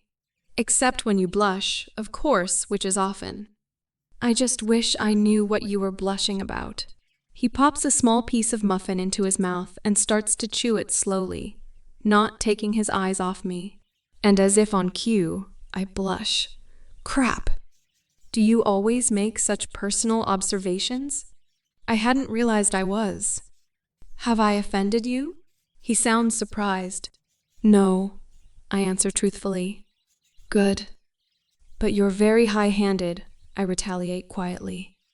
He raises his eyebrows and, if I'm not mistaken, he flushes slightly too. I'm used to getting my own way, Anastasia, he murmurs. In all things. I don't doubt it. Why haven't you asked me to call you by your first name? I'm surprised by my audacity. Why has this conversation become so serious? This isn't going the way I thought it was going to go. I can't believe I'm feeling so antagonistic towards him.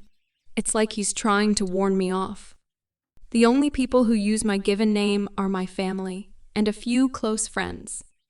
That's the way I like it. Oh, he still hasn't said, call me Christian. He is a control freak.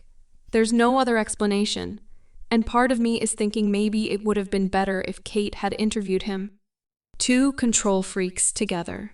Plus, of course, she's almost blonde well. Strawberry blonde, like all the women in his office. And she's beautiful. my subconscious reminds me. I don't like the idea of Christian and Kate. I take a sip of my tea, and Gray eats another small piece of his muffin. Are you an only child? He asks. Wah! He keeps changing direction. Yes. Tell me about your parents. Why does he want to know this? It's so dull. My mom lives in Georgia with her new husband, Bob. My stepdad lives in Montesson. Remember him? And your mother remarried? I snort. You could say that. He frowns at me. You're not giving much away, are you? He says dryly, rubbing his chin as if in deep thought. Neither are you. You've interviewed me once already, and I can recollect some quite probing questions then. He smirks at me. Holy shit. He's remembering the gay question. Once again, I'm mortified. In years to come, I know, I'll need intensive therapy to not feel this embarrassed every time I recall the moment. I start babbling about my mother, anything to block that memory. My mom is wonderful. She's an incurable romantic. She's currently on her 4th husband. Christian raises his eyebrows in surprise. I miss her, I continue. She has Bob now. I just hope he can keep an eye on her and pick up the pieces when her harebrained schemes don't go as planned. I smile fondly. I haven't seen my mom for so long. Christian is watching me intently, taking occasional sips of his coffee. I really shouldn't look at his mouth. It's unsettling. Those lips.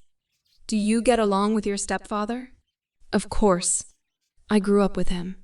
He's the only father I know. And what's he like? Ray? He's taciturn. That's it? Gray asks, surprised. I shrug. What does this man expect? My life story? Taciturn like his stepdaughter, Gray prompts. I refrain from rolling my eyes at him. He likes soccer, European soccer, especially, and bowling, and fly fishing, and making furniture. He's a carpenter. Ex-army. I sigh. You lived with him? Yes. My mom met husband number 3 when I was 15. I stayed with Ray. He frowns as if he doesn't understand. You didn't want to live with your mom? He asks. I blush. This really is none of his business. Husband number 3 lived in Texas. My home was in Montesano, and you know my mom was newly married. I stop. My mom never talks about husband number 3. Where is Gray going with this? This is none of his business. 2 can play at this game. Tell me about your parents, I ask. He shrugs. My dad's a lawyer. My mom is a pediatrician. They live in Seattle. Oh, he's had an affluent upbringing. And I wonder about a successful couple who adopt 3 kids, and one of them turns into a beautiful man who takes on the business world and conquers it single-handed. What drove him to be that way? His folks must be proud. What do your siblings do? Elliot's in construction, and my little sister is in Paris, studying cookery under some renowned French chef. His eyes cloud with irritation. He doesn't want to talk about his family or himself. I hear Paris is lovely, I murmur. Why doesn't he want to talk about his family? Is it because he's adopted? It's beautiful. Have you been? He asks, his irritation forgotten. I've never left mainland USA, so now we're back to banalities. What is he hiding? Would you like to go? To Paris? I squeak. This has thrown me who wouldn't want to go to Paris. Of course, I concede, but it's England that I'd really like to visit. He cocks his head to one side, running his index finger across his lower lip. Oh my. Because I blink rapidly. Concentrate, Steele. It's the home of Shakespeare, Austen, the Bronte sisters, Thomas Hardy. I'd like to see the places that inspired those people to write such wonderful books. All this talk of literary greats reminds me that I should be studying. I glance at my watch. I'd better go. I have to study. For your exams? Yes, they start Tuesday. Where's Miss Kavanaugh's car? In the hotel parking lot. I'll walk you back. Thank you for the tea, Mr. Gray. He smiles, his odd, I've got a whopping big secret smile. You're welcome, Anastasia. It's my pleasure. Come, he commands and holds his hand out to me. I take it, bemused, and follow him out of the coffee shop. We stroll back to the hotel, and I'd like to say it's in companionable silence. He at least looks his usual calm, collected self. As for me, I'm desperately trying to gauge how our little coffee morning has gone. I feel like I've been interviewed for a position, but I'm not sure what it is. Do you always wear jeans? He asks out of the blue. Mostly. He nods. We're back at the intersection, across the road from the hotel. My mind is reeling. What an odd question. And I'm aware that our time together is limited. This is it. This was it. And I've completely blown it. I know. Perhaps he has someone. Do you have a girlfriend? I blurt out. Holy crap. I just said that out loud. His lips quirk up in a half smile, and he looks down at me. No, Anastasia. I don't do the girlfriend thing, he says softly. Oh, what does that mean he's not gay? Oh, maybe he is crap. He must have lied to me in his interview. And for a moment, I think he's going to follow on with some explanation, some clue to this cryptic statement. But he doesn't. I have to go. I have to try to reassemble my thoughts. I have to get away from him. I walk forward and I trip, stumbling headlong onto the road. Shit, Anna. Gray cries. He tugs the hand that he's holding so hard that I fall back against him just as a cyclist whips past, narrowly missing me, heading the wrong way up this one-way street. It all happens so fast. 1 minute I'm falling, the next I'm in his arms, and he's holding me tightly against his chest. I inhale his clean, vital scent. He smells of fresh laundered linen and some expensive body wash. Oh my, it's intoxicating. I inhale deeply. Are you okay? He whispers. He has one arm around me, clasping me to him, while the fingers of his other hand softly trace my face, gently probing, examining me. His thumb brushes my lower lip, and I hear his breath hitch. He's staring into my eyes, and I hold his anxious, burning gaze for a moment. Or maybe it's forever. But eventually, my attention is drawn to his beautiful mouth. Oh my. And for the first time in 21 years, I want to be kissed. I want to feel his mouth on me. I make my way to the bar and decide that I should visit the powder room while I am on my feet. Good thinking, Anna. I stagger off through the crowd. Of course there's a line, but at least it's quiet and cool in the corridor. I reach for my cell phone to relieve the boredom of waiting in line. Who did I last call? Was it Joseph before that, a number I don't recognize? Oh, yes. Gray, I think this is his number. I giggle. I have no idea what the time is. Maybe I'll wake him. Perhaps he can tell me why he sent me those books and the cryptic message. If he wants me to stay away, he should leave me alone. I suppress a drunken grin and hit the automatic redial. He answers on the second ring. Anastasia? He's surprised to hear from me. Well, frankly, I'm surprised to ring him. Then my befuddled brain registers. How does he know it's me? Why did you send me the books? I slur at him.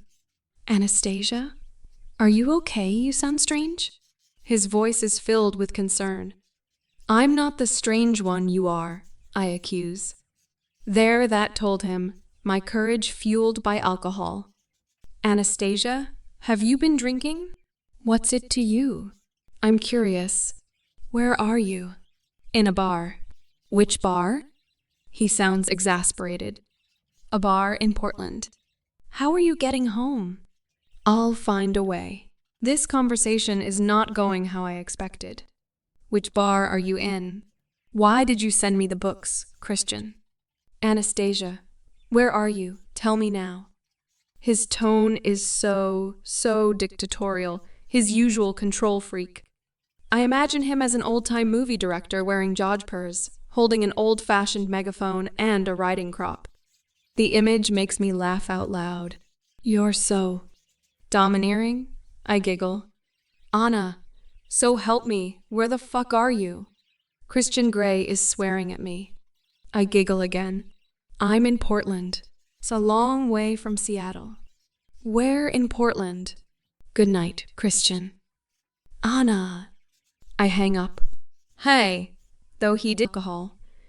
And I vomit spectacularly onto the ground. Ooh, Dios mío, Anna. Shows jumps back into so soft. What are you sorry for, Anastasia? Oh crap, he wants his damn pound of flesh. The phone call mainly being sick. Oh, the list is endless, I murmur, feeling my skin coloring up. Please, can I die now? We've all been here, perhaps not quite as dramatically as you, he says dryly. It's about knowing your limits, Anastasia. I mean, I'm all for pushing limits, but really this is beyond the pale. Do you make a habit of this kind of behavior? My head buzzes with excess alcohol and irritation. What the hell has it got to do with him? I didn't invite him here. He sounds like a middle-aged man scolding me like an errant child. Part of me wants to say if I want to get drunk every night like this, then it's my decision, and nothing to do with him. But I'm not brave enough. Not now that I've thrown up in front of him. Why is he still standing there? No, I say contritely. I've never been drunk before, and right now I have no desire to ever be again. I just don't understand why he's here. I begin to feel faint. He notices my dizziness and grabs me before I fall and hoists me into his arms, holding me close to his chest like a child. Come on. I'll take you home, he murmurs. I need to tell Kate. Holy Moses, I'm in his arms again. My brother can tell her. What? My brother Elliot is talking to Miss Kavanagh. Oh, I don't understand. He was with me when you phoned.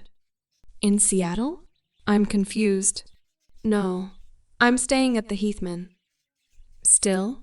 Why? How did you find me? I tracked your cell phone, Anastasia. Oh, of course he did. How is that possible? Is it legal? Stalker. My subconscious whispers at me through the cloud of tequila that's still floating in my brain. But somehow, because it's him, I don't mind. Do you have a jacket or a purse? Yes. I came with both. Christian, please. I need to tell Kate. She'll worry. His mouth presses into a hard line, and he sighs heavily. If you must. He sets me down, and, taking my hand, leads me back into the bar. I feel weak, still drunk, embarrassed, exhausted, mortified, and on some strange level absolutely off the scale thrilled. He's clutching my hand. Kate and I are going to start packing. We're moving to Seattle next weekend, and I'm working at Clayton's all this week. You have a place in Seattle already? Yes. Where? I can't remember the address. It's in the Pike Market District. Not far from me. His lips twitch up in a half smile. So what are you going to do for work in Seattle? Where is he going with all these questions? The Christian Grey Inquisition is almost as irritating as the Catherine Kavanagh Inquisition. I've applied for some internships. I'm waiting to hear. Have you applied to my company as I suggested? I flush. Of course not. No. And what's wrong with my company? Your company or your company? I smirk. He smiles slightly. Are you smirking at me, Miss Steele? He cocks his head to one side, and I think he looks amused, but it's hard to tell. I flush and glance down at my unfinished breakfast. I can't look him in the eye when he uses that tone of voice. I'd like to bite that lip, he whispers darkly. Oh my. I am completely unaware that I am chewing my bottom lip. My mouth pops open as I gasp and swallow at the same time. That has to be the sexiest thing anybody has ever said to me. My heartbeat spikes, and I think I'm panting. Geez, I'm a quivering, moist mess. And he hasn't even touched me. I squirm in my seat and meet his dark glare. Why don't you? I challenge quietly. Because I'm not going to touch you, Anastasia, not until I have your written consent to do so. His lips hint at a smile. What? What does that mean? Exactly what I say. He sighs and shakes his head at me, amused but exasperated too. I need to show you, Anastasia. What time do you finish work this evening? About 8. Well, we could go to Seattle this evening or next Saturday for dinner at my place. And I'll acquaint you with the facts then. The choice is yours. Why can't you tell me now? I sound petulant. Because I'm enjoying my breakfast and your company. Once you're enlightened, you probably won't want to see me again. Holy shit. What does that mean? Does he white slave small children to some god-forsaken part of the planet? Is he part of some underworld crime syndicate? It would explain why he's so rich. Is he deeply religious? Is he impotent? Surely not. He could prove that to me right now. Oh my. I flush scarlet thinking about the possibilities. This is getting me nowhere. I'd like to solve the riddle that is Christian Grey sooner rather than later. If it means that whatever secret he has is so gross that I don't want to know him anymore, then, quite frankly, it will be a relief. Don't lie to yourself, my subconscious yells at me. It'll have to be pretty bloody bad to have you running for the hills. Tonight. He raises an eyebrow. Like Eve, you're so quick to eat from the tree of knowledge, he smirks. Are you smirking at me, Mr. Grey? I ask sweetly. Pompous ass. He narrows his eyes at me and picks up his BlackBerry. He presses one number. Taylor. I'm going to need Charlie Tango. Charlie Tango. Who's he? From Portland at, say, 2030. No. Standby at Escala. All night. All night. Yes. On call tomorrow morning. I'll pilot from Portland to Seattle. Pilot? Standby pilot from 2230. He puts the phone down. No, please or thank you. Do people always do what you tell them? Usually, if they want to keep their jobs, he says, deadpan. And if they don't work for you? Oh, I can be very persuasive, Anastasia. You should finish your breakfast, and then I'll drop you home. I'll pick you up at Clayton's at 8 when you finish. We'll fly up to Seattle. I blink at him rapidly. Fly? Yes, I have a helicopter. I gape at him. I have my second date with Christian, oh so mysterious Grey. From coffee to helicopter rides. Wow. We'll go by helicopter to Seattle? Yes. Why? He grins wickedly. Because I can. Finish your breakfast. How can I eat now? I'm going to Seattle by helicopter with Christian Grey. And he wants to bite my lip. I squirm at the thought.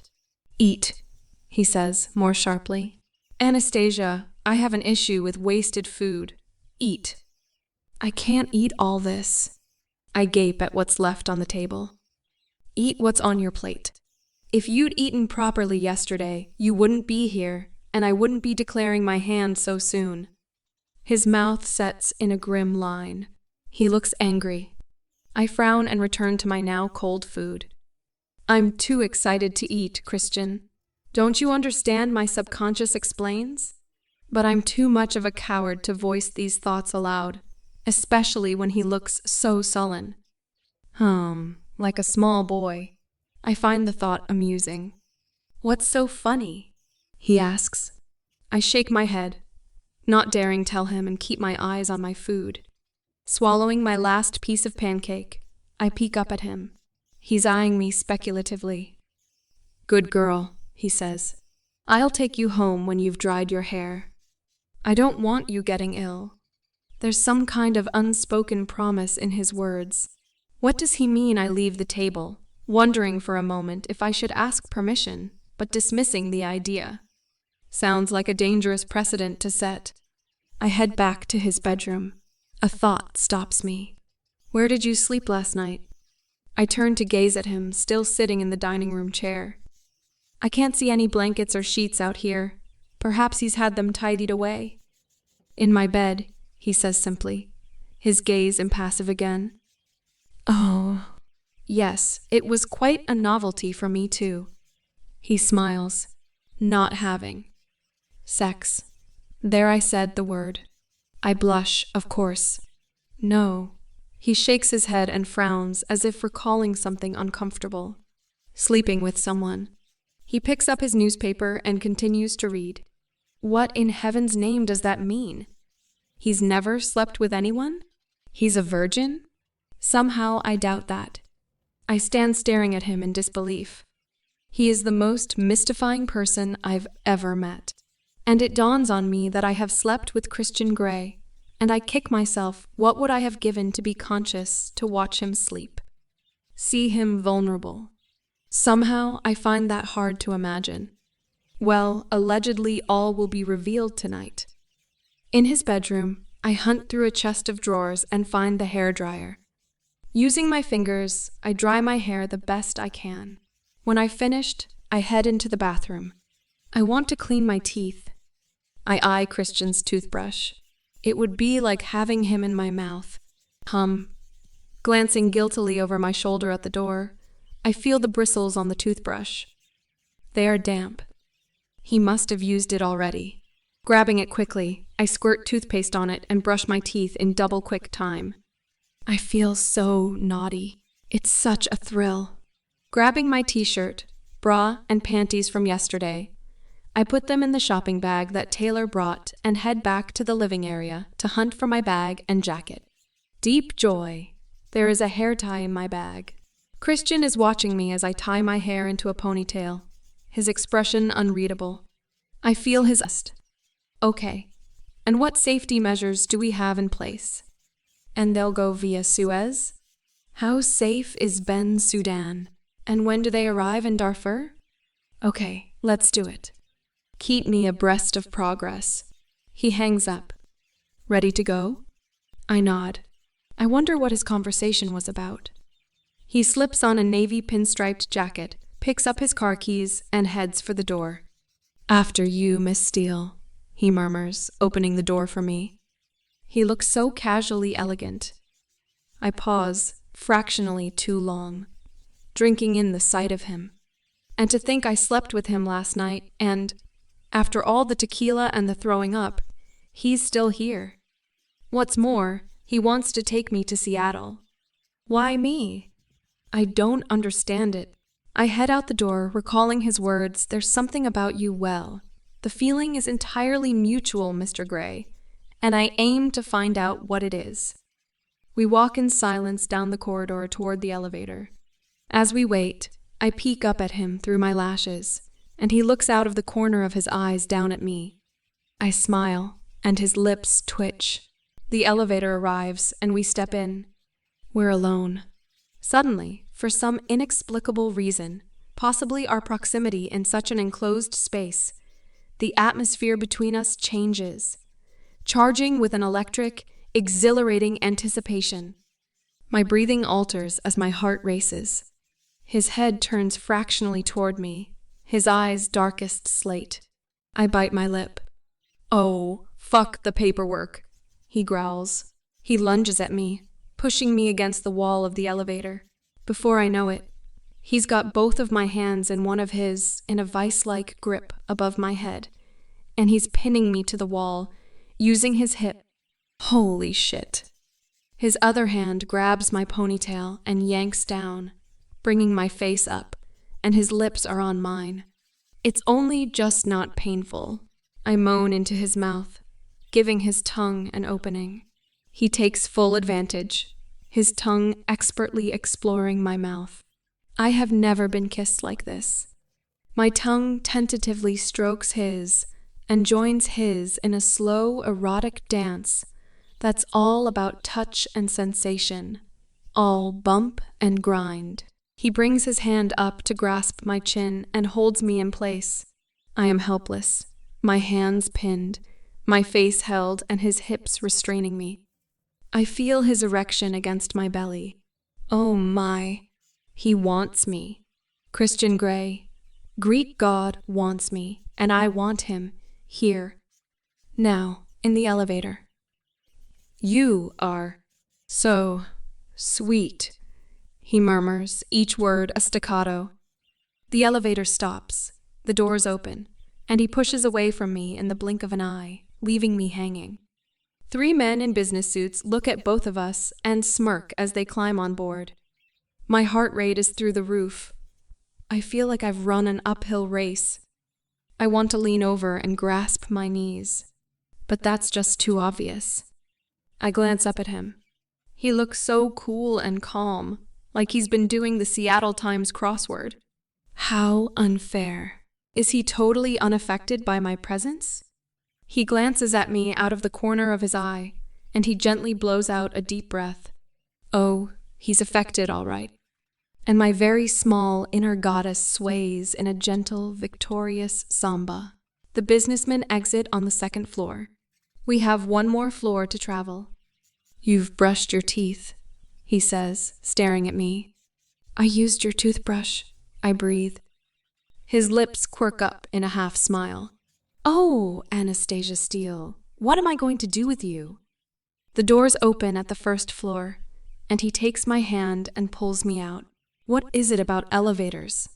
He mutters, more to himself than to me, as he strides across the lobby.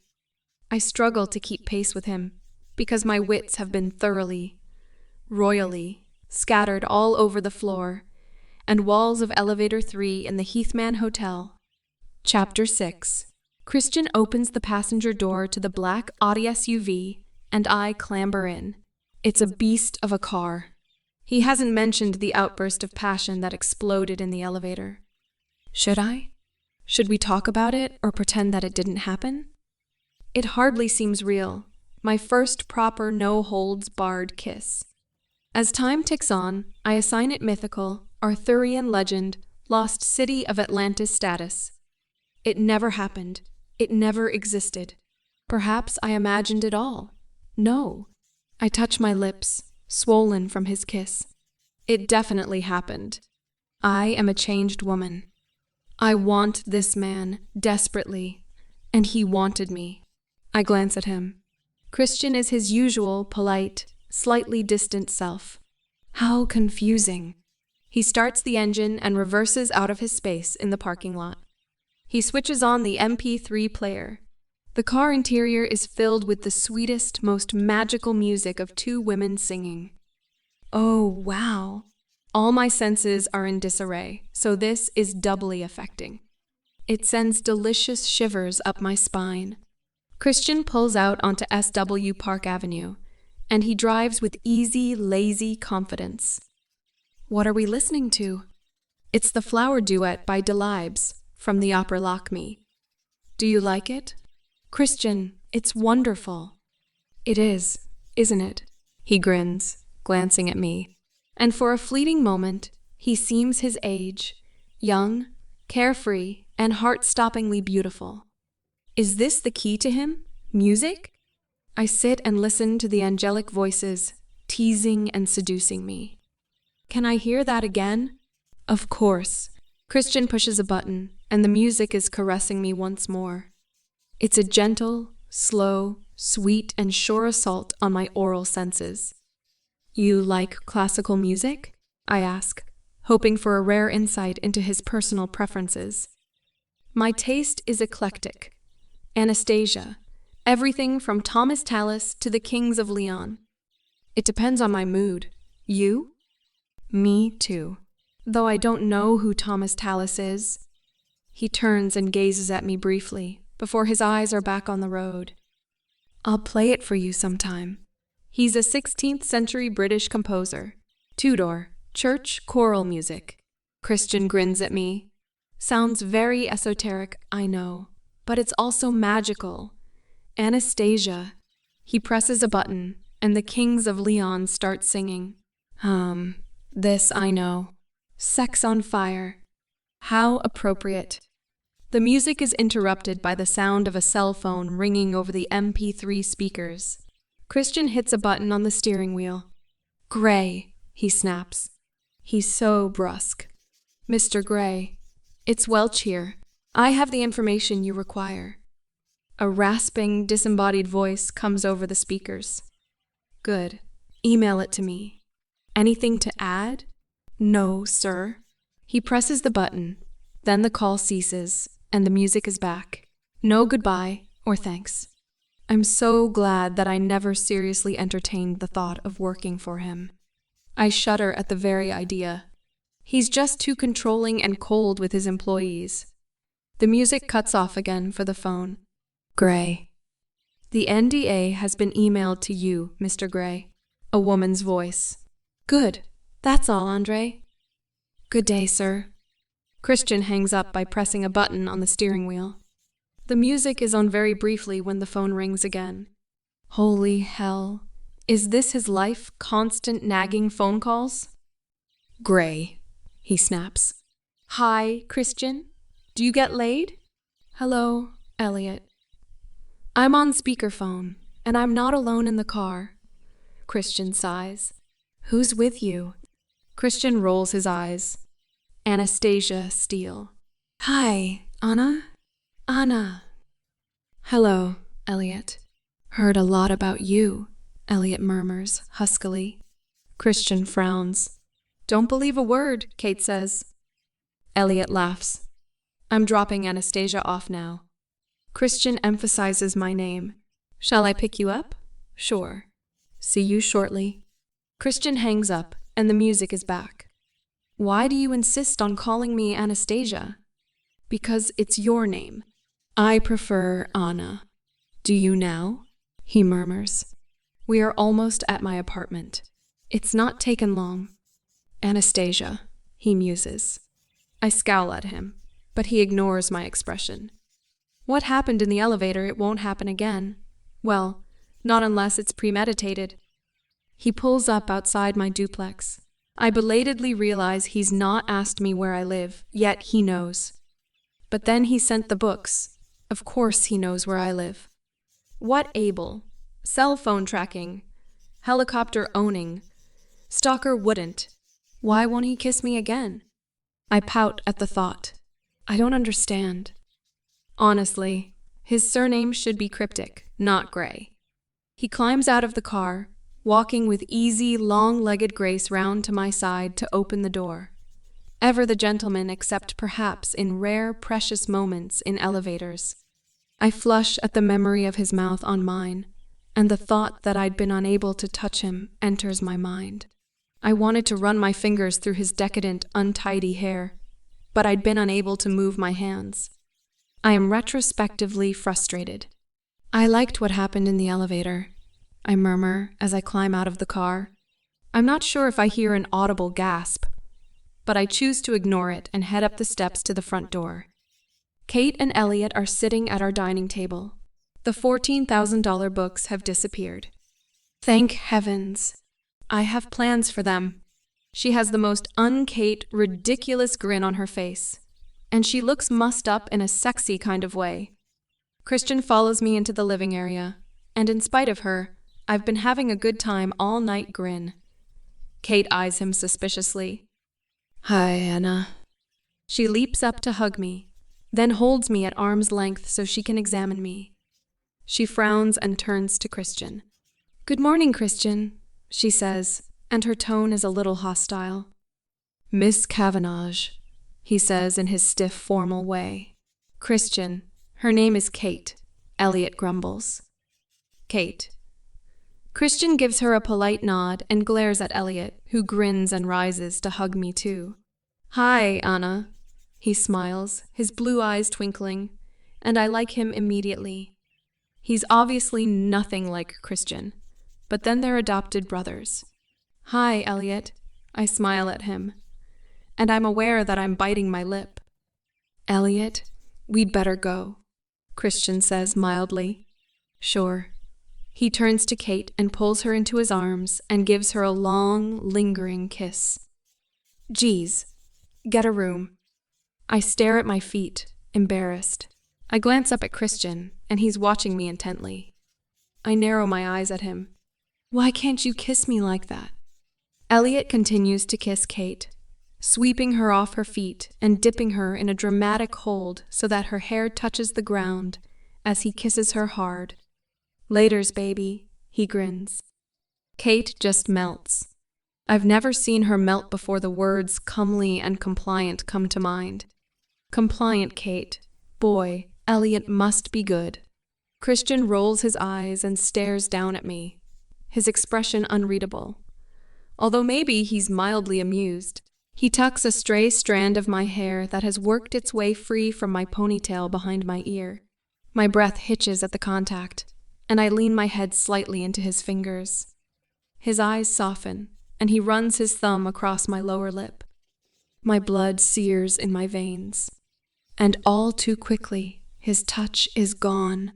Laters, baby, he murmurs.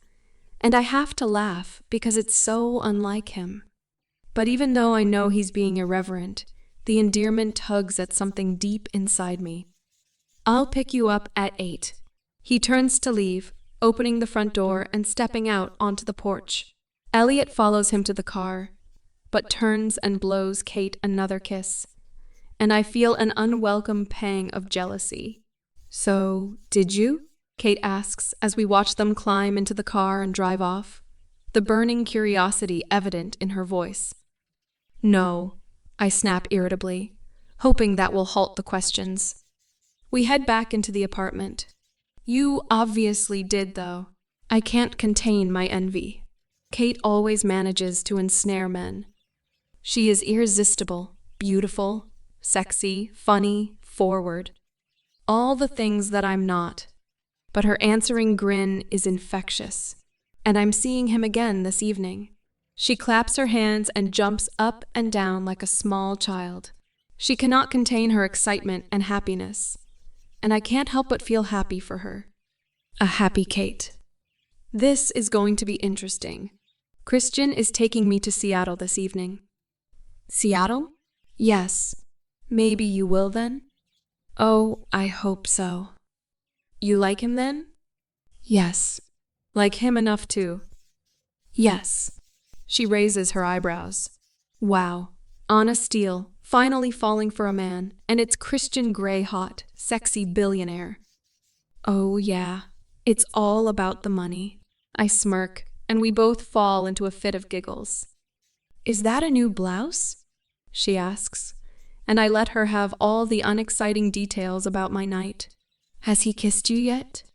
She asks as she makes coffee. I blush. Once, she scoffs. I nod, rather shame-faced. He's very reserved. She frowns. That's odd. I don't think odd covers it really, I murmur. We need to make sure you're simply irresistible for this evening, she says with determination. Oh no. This sounds like it will be time-consuming, humiliating, and painful. I have to be at work in an hour. I can work with that time frame. Come on. Kate grabs my hand and takes me into her bedroom. The day drags at Clayton's, even though we're busy. We've hit the summer season, so I have to spend 2 hours restocking the shelves once the shop is closed. It's mindless work, and it gives me too much time to think. I've not really had a chance all day. Under Kate's tireless and frankly intrusive instruction, my legs and underarms are shaved to perfection. My eyebrows plucked, and I am buffed all over. It has been a most unpleasant experience. But she assures me that this is what men expect these days. What else will he expect? I have to convince Kate that this is what I want to do. For some strange reason, she doesn't trust him. Maybe because he's so stiff and formal. She says she can't put her finger on it. But I have promised to text her when I arrive in Seattle. I haven't told her about the helicopter. She'd freak. I also have the Jose issue. He's left 3 messages and 7 missed calls on my cell. He's also called home twice. Kate has been very vague as to where I am. He'll know she's covering for me. Kate doesn't do vague, but I have decided to let him stew. I'm still too angry with him. Christian mentioned some kind of written paperwork, and I don't know if he was joking or if I'm going to have to sign something. It's so frustrating trying to guess, and on top of all the angst, I can barely contain my excitement or my nerves. Tonight's the night. After all this time, am I ready for this? My inner goddess glares at me, tapping her small foot impatiently.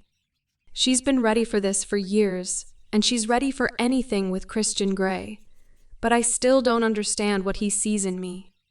Mousiana Steele, it makes no sense. He is kind. Why how often do I walk toward the bed and run my hands down one of the intricately carved posts? The post is very sturdy, the craftsmanship outstanding. Say something, Christian commands, his voice deceptively soft. Do you do this to people or do they do it to you? His mouth quirks up, either amused or relieved. People? He blinks a couple of times as he considers his answer. I do this to women who want me to. I don't understand. If you have willing volunteers, why am I here? Because I want to do this with you, very much. Oh, I gasp. Why? I wander to the far corner of the room and pat the waist, high padded bench and run my fingers over the leather. He likes to hurt women. The thought depresses me. You're a sadist? I'm a dominant. His eyes are a scorching gray, intense. What does that mean? I whisper. It means I want you to willingly surrender yourself to me in all things. I frown at him as I try to assimilate this idea. Why would I do that? To please me, he whispers as he cocks his head to one side, and I see a ghost of a smile. Please him. He wants me to please him. I think my mouth drops open. Please, Christian Grey. And I realize in that moment that yes, that's exactly what I want to do. I want him to be damn delighted with me. It's a revelation. In very simple terms, I want you to want to please me, he says softly. His voice is hypnotic. How do I do that? My mouth is dry and I wish I had more wine. Okay, I understand the pleasing bit, but I am puzzled by the soft boudoir Elizabethan torture setup. Do I want to know the answer? I have rules, and I want you to comply with them. They are for your benefit and for my pleasure. If you follow these rules to my satisfaction, I shall reward you. If you don't, I shall punish you, and you will learn, he whispers. I glance at the rack of canes as he says this. And where does all this fit in? I wave my hand in the general direction of the room. It's all part of the incentive package, both reward and punishment. So you'll get your kicks by exerting your will over me. It's about gaining your trust and your respect, so you'll let me exert my will over you. I will gain a great deal of pleasure, joy, even in your submission. The more you submit, the greater my joy. It's a very simple equation. Okay, and what do I get out of this? He shrugs and looks almost apologetic. Me, he says simply. Oh my. Christian rakes his hand through his hair as he gazes at me. You're not giving anything away, Anastasia, he murmurs, exasperated. Let's go back downstairs where I can concentrate better. It's very distracting having you in here. He holds his hand out to me, and now I'm hesitant to take it. Kate had said he was dangerous. She was so right. How did she know he's dangerous to my health? Because I know I'm going to say yes. And part of me doesn't want to. Part of me wants to run screaming from this room and all it represents. I am so out of my depth here. I'm not going to hurt you, Anastasia. His gray eyes implore, and I know he speaks the truth. I take his hand and he leads me out of the door. If you do this, let me show you. Rather than going back downstairs, he turns right out of the playroom, as he calls it, and down a corridor. We pass several doors until we reach the one at the end. Beyond it is a bedroom with a large double bed, all in white. Everything, furniture, walls, bedding.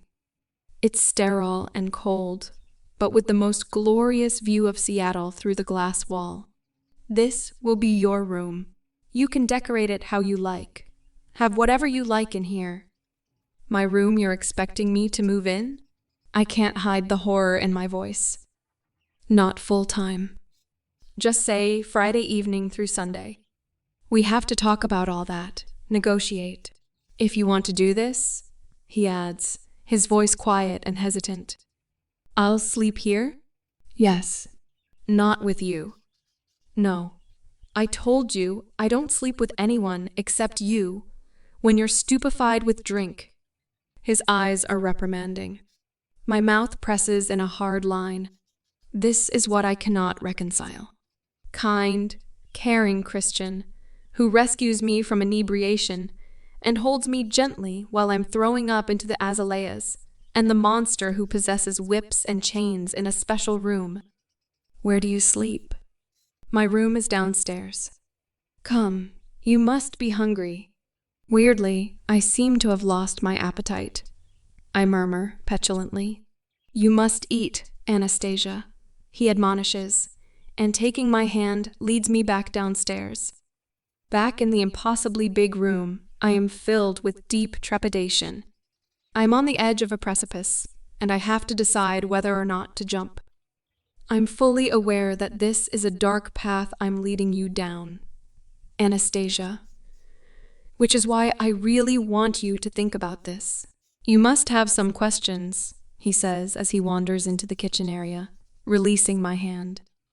I do, but where to start? You've signed your NDA. You can ask me anything you want, and I'll answer. I stand at the breakfast bar watching him as he opens the refrigerator and pulls out a plate of different cheeses with 2 large bunches of green and red grapes. He sets the plate down on the worktop and proceeds to cut up a French baguette. Sit. He points to one of the bar stools at the breakfast bar, and I obey his command. If I'm going to do this, I'm going to have to get used to it. I realize he's been this bossy since I met him. You mentioned paperwork. Yes. What paperwork? Well, apart from the NDAA contract saying what we will and won't do, I need to know your limits, and you need to know mine. This is consensual, Anastasia. And if I don't want to do this? That's fine, he says carefully. But we won't have any sort of relationship?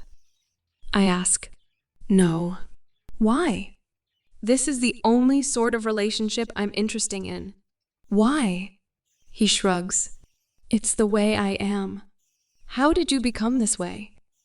Why is anyone the way they are? That's kind of hard to answer.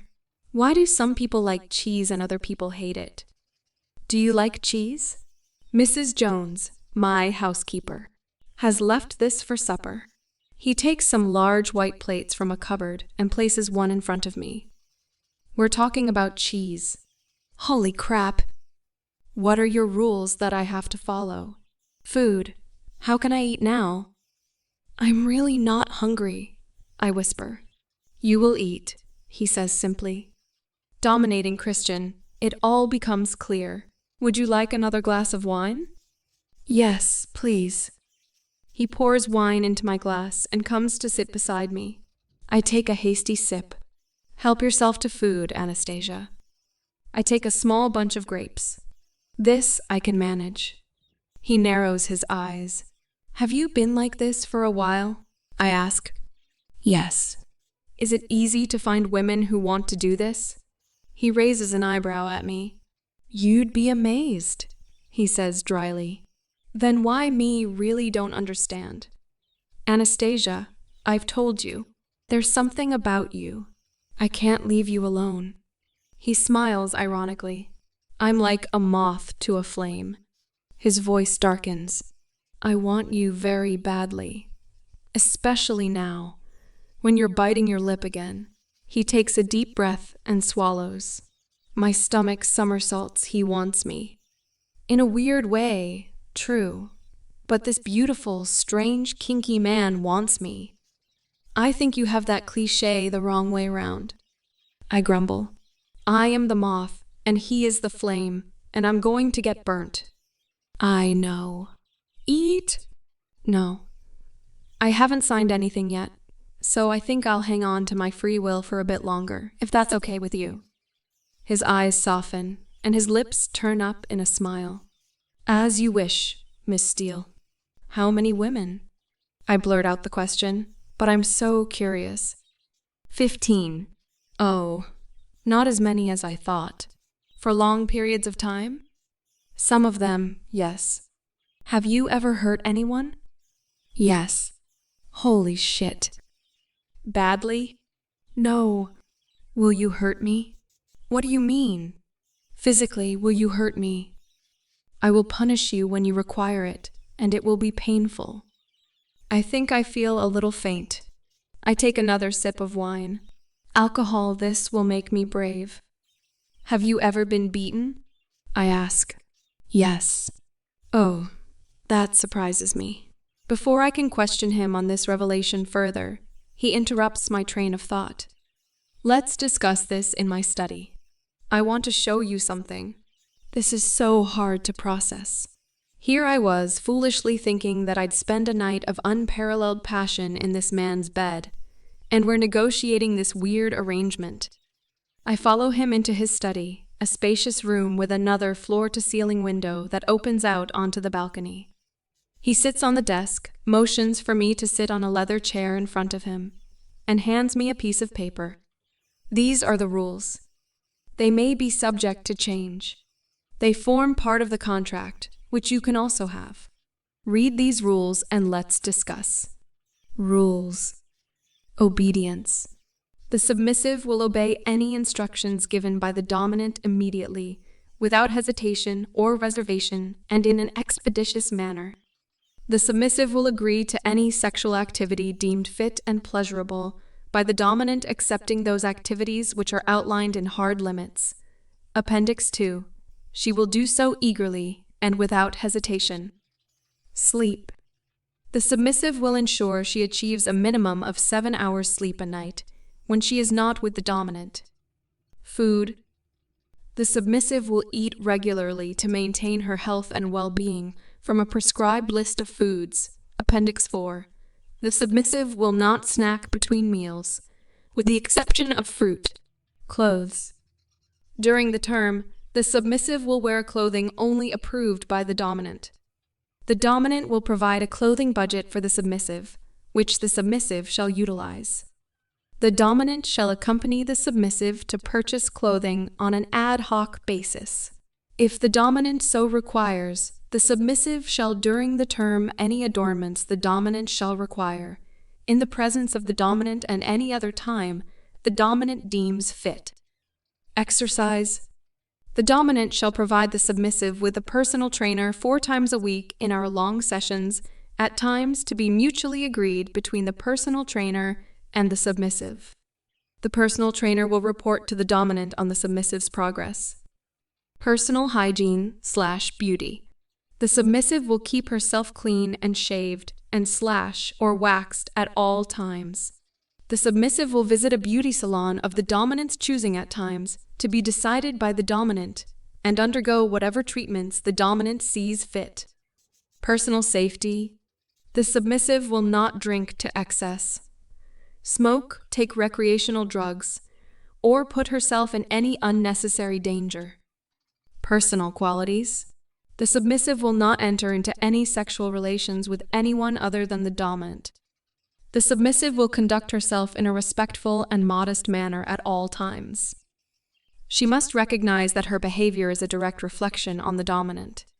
She shall be held accountable for any misdeeds, wrongdoings, and misbehavior committed when not in the presence of the dominant. Failure to comply with any of the above will result in immediate punishment, the nature of which shall be determined by the dominant. Holy fuck. Hard limits? I ask. Yes, what you won't do, what I won't do, we need to specify in our agreement.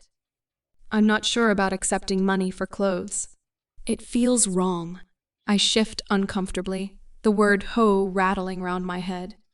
I want to lavish money on you. Let me buy you some clothes. I may need you to accompany me to functions. And I want you dressed well. I'm sure your salary, when you do get a job, won't cover the kind of clothes I'd like you to wear. I don't have to wear them when I'm not with you. No. Okay. Think of them as uniform. I don't want to exercise 4 times a week. Anastasia, I need you supple, strong, and with stamina. Trust me, you need to exercise. But surely not 4 times a week. How about 3? I want you to do 4. I thought this was a negotiation? He purses his lips at me. Okay, Miss Steele. Another point well made. How about an hour on 3 days and 1 day half an hour? 3 days, 3 hours. I get the impression you're going to keep me exercised when I'm here. He smiles wickedly, and his eyes glow as if relieved. Yes, I am. Okay, agreed. Are you sure you don't want to intern at my company or a good negotiator? No, I don't think that's a good idea. I stare down at his rules. Waxing. Waxing what? Everything, So, limits. These are mine. He hands me another piece of paper. Hard limits. No acts involving fire play. No acts involving urination or defecation and the products thereof. No acts involving needles, knives, piercing, or blood. No acts involving gynecological medical instruments. No acts involving children or animals. No acts that will leave any permanent marks on the skin. No acts involving breath control. Chapter 8. Christian is running both his hands through his hair and pacing up and down his study. 2 hands that's double exasperation. His usual concrete control seems to have slipped a notch. I don't understand why you didn't tell me.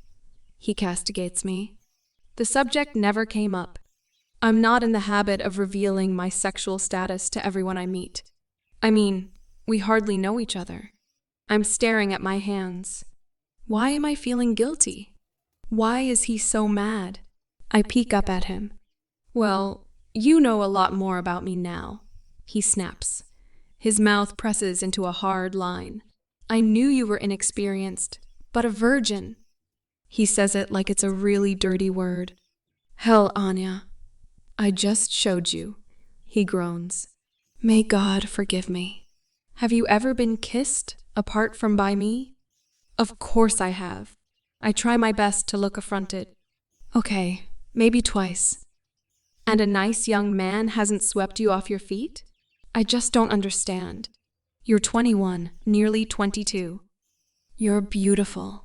He runs his hand through his hair again. Beautiful. I flush with pleasure. Christian Grey thinks I'm beautiful. I knot my fingers together, staring at them hard, trying to conceal my goofy grin. Perhaps he's nearsighted. My subconscious has reared her somnambulant head. Where was she when I needed her? And you're seriously discussing what I want to do when you have no experience. His brows knit together. How have you avoided sex? Tell me, please. I shrug. No one's really, come up to scratch, only you. And you turn out to be some kind of monster. Why are you so angry with me? I whisper. I'm not angry with you, I'm angry with myself. I just assumed. He sighs. He regards me shrewdly and then shakes his head. Do you want to go? He asks, his voice gentle. No, unless you want me to go, I murmur. Oh no, I don't want to leave. Of course not. I like having you here. He frowns as he says this and then glances at his watch. It's late, and he turns to look at me. You're biting your lip. His voice is husky, and he's eyeing me speculatively. Sorry, don't apologize. It's just that I want to bite it too. Hard. I gasp. How can he say things like that to me and not expect me to be affected? Come, he murmurs. What? We're going to rectify the situation right now. What do you mean? What situation? Your situation. Anna, I'm going to make love to you now. Oh, the floor has fallen away. I'm a situation. I'm holding my breath. That's if you want to. I mean, I don't want to push my luck. I thought you didn't make love. I thought you fucked hard. I swallow, my mouth suddenly dry. He gives me a wicked grin, the effects of which travel all the way down there. I taste the saltiness on his thumb and the faint metallic tang of blood. Holy fuck. This is wrong, but holy hell is it erotic. I want to fuck your mouth, Anastasia. And I will soon, exhausted sleep. When I wake, it's still dark. I have no idea how long I've slept. I stretch out beneath the duvet, and I feel sore, deliciously sore. Christian is nowhere to be seen. I sit up, staring out at the cityscape in front of me. There are fewer lights on amongst the skyscrapers, and there's a whisper of dawn in the east. I hear the music, the lilting notes of the piano, a sad, sweet lament. Bach, I think, but I'm not sure. I wrap the duvet around me and quietly pad down the corridor toward the big room. Christian is at the piano, completely lost in the music he's playing. His expression is sad and forlorn, like the music. His playing is stunning. Leaning against the wall at the entrance, I listen, enraptured. He's such an accomplished musician. It's like he's in his own isolated little pool of light, untouchable, lonely, in a bubble. I pad quietly toward him, enticed by the sublime melancholy music. I'm mesmerized, watching his long, skilled fingers as they find and gently press the keys, thinking how those same fingers have expertly handled and caressed my body. I flush and gasp at the memory and press my thighs together. He glances up, his unfathomable gray eyes bright, his expression unreadable. Sorry, I whisper. I didn't mean to disturb you. A frown flits across his face. Surely, I should be saying that to you, he murmurs. He finishes playing and puts his hands on his legs. I notice now that he's wearing PJ pants. He runs his fingers through his hair and stands. His pants hang from his hips in that way. Oh my. My mouth goes dry as he casually strolls around the piano toward me. He has broad shoulders, narrow hips, and his abdominal muscles ripple as he walks. He really is stunning. You should be in bed, he admonishes. That was a beautiful piece. Bach? Transcription by Bach, but it's originally an oboe concerto by Alessandro Marcello. It was exquisite, but very sad. Such a melancholy melody. His lips quirk up in a half-smile. I woke and you weren't there. I find it difficult to sleep, and I'm not used to sleeping with anyone, he murmurs. I can't fathom his mood. He seems a little despondent, but it's difficult to tell in the darkness. Perhaps it was the tone of the piece he was playing. He puts his arm around me and gently walks me back to the bedroom. How long have you been playing? You play beautifully. Since I was 6. Oh, Christian as a 6-year-old boy. My mind conjures an image of a beautiful, copper-haired little boy with gray eyes, and my heart melts a moppet-haired kid who likes impossibly sad music. How are you feeling? He asks when we are back in the room. He switches on a sidelight. I'm good. We both glance down at the bed at the same time. There's blood on the sheets, evidence of my lost virginity. I flush, embarrassed, pulling the duvet tighter around me. Well, that's going to give Mrs. Jones something to think about.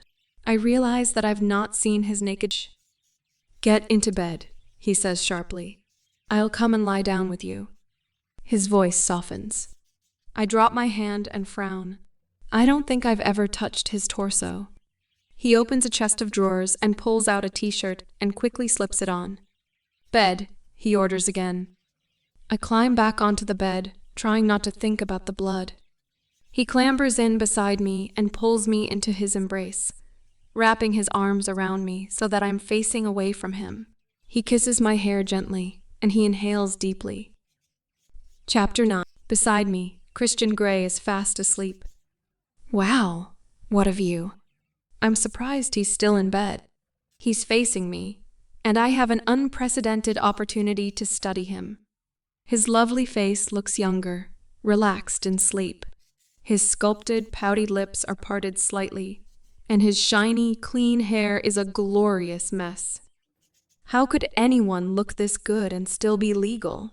I remember his room upstairs. Perhaps he's not legal. I shake my head, so much to think about. It's tempting to reach out and touch him.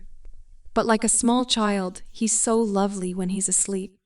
I don't have to worry about what I'm saying, what he's saying, what plans he has. Especially his plans for me. I could gaze at him all day, but I have needs, bathroom needs. Slipping out of bed, I find his white shirt on the floor and shrug it on. I walk through a door thinking that it might be the bathroom.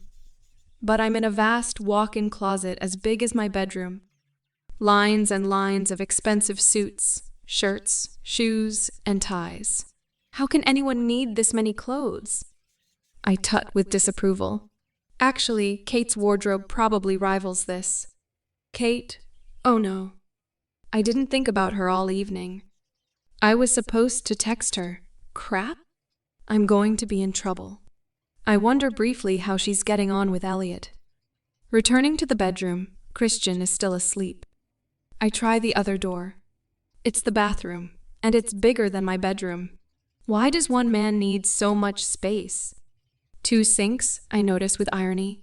Given he doesn't sleep with anyone, one of them can't have been used. I stare at myself in the gigantic mirror above the sinks. Do I look different? I feel different. I feel a little sore, if I'm honest, and my muscles, geez. It's like I've never done any exercise in my life. You don't do any exercise in your life. My subconscious has woken. She's staring at me with pursed lips, tapping her foot. So you've just slept with him, given him your virginity, a man who doesn't love you. In fact, he has very odd ideas about you, wants to make you some sort of kinky sex slave. Are you crazy? She's shouting at me. I wince as I look in the mirror. I'm going to have to process all this. Honestly, fancy falling for a man who's beyond beautiful, richer than Croesus, and has a red room of pain waiting for me. I shudder. I'm bewildered and confused. My hair is its usual wayward self. Just fucked hair doesn't suit me. I try and bring order to the chaos with my fingers, but fail miserably, and give up maybe I'll find hair ties in my purse. I'm starving. I head back out to the bedroom. Sleeping Beauty is still sleeping, so I leave him and head for the kitchen. Oh no. Kate. I left my purse in Christian's study. I fetch it and reach for my cell phone. 3 texts. Are you okay, Anna? Where, you Anna? Damn it, Anna. I call Kate. When she doesn't answer, I leave her a groveling message to tell her I am alive and have not succumbed to Bluebeard.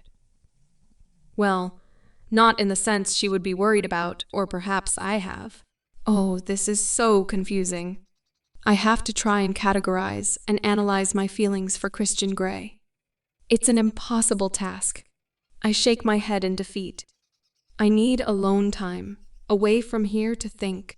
I find 2 welcome hair ties at the same time in my bag and quickly tie my hair in pigtails. Yes, the more girly I look, perhaps the safer I'll be from Bluebeard. I take my iPod out of the bag and plug my headphones in. There's nothing like music to cook by.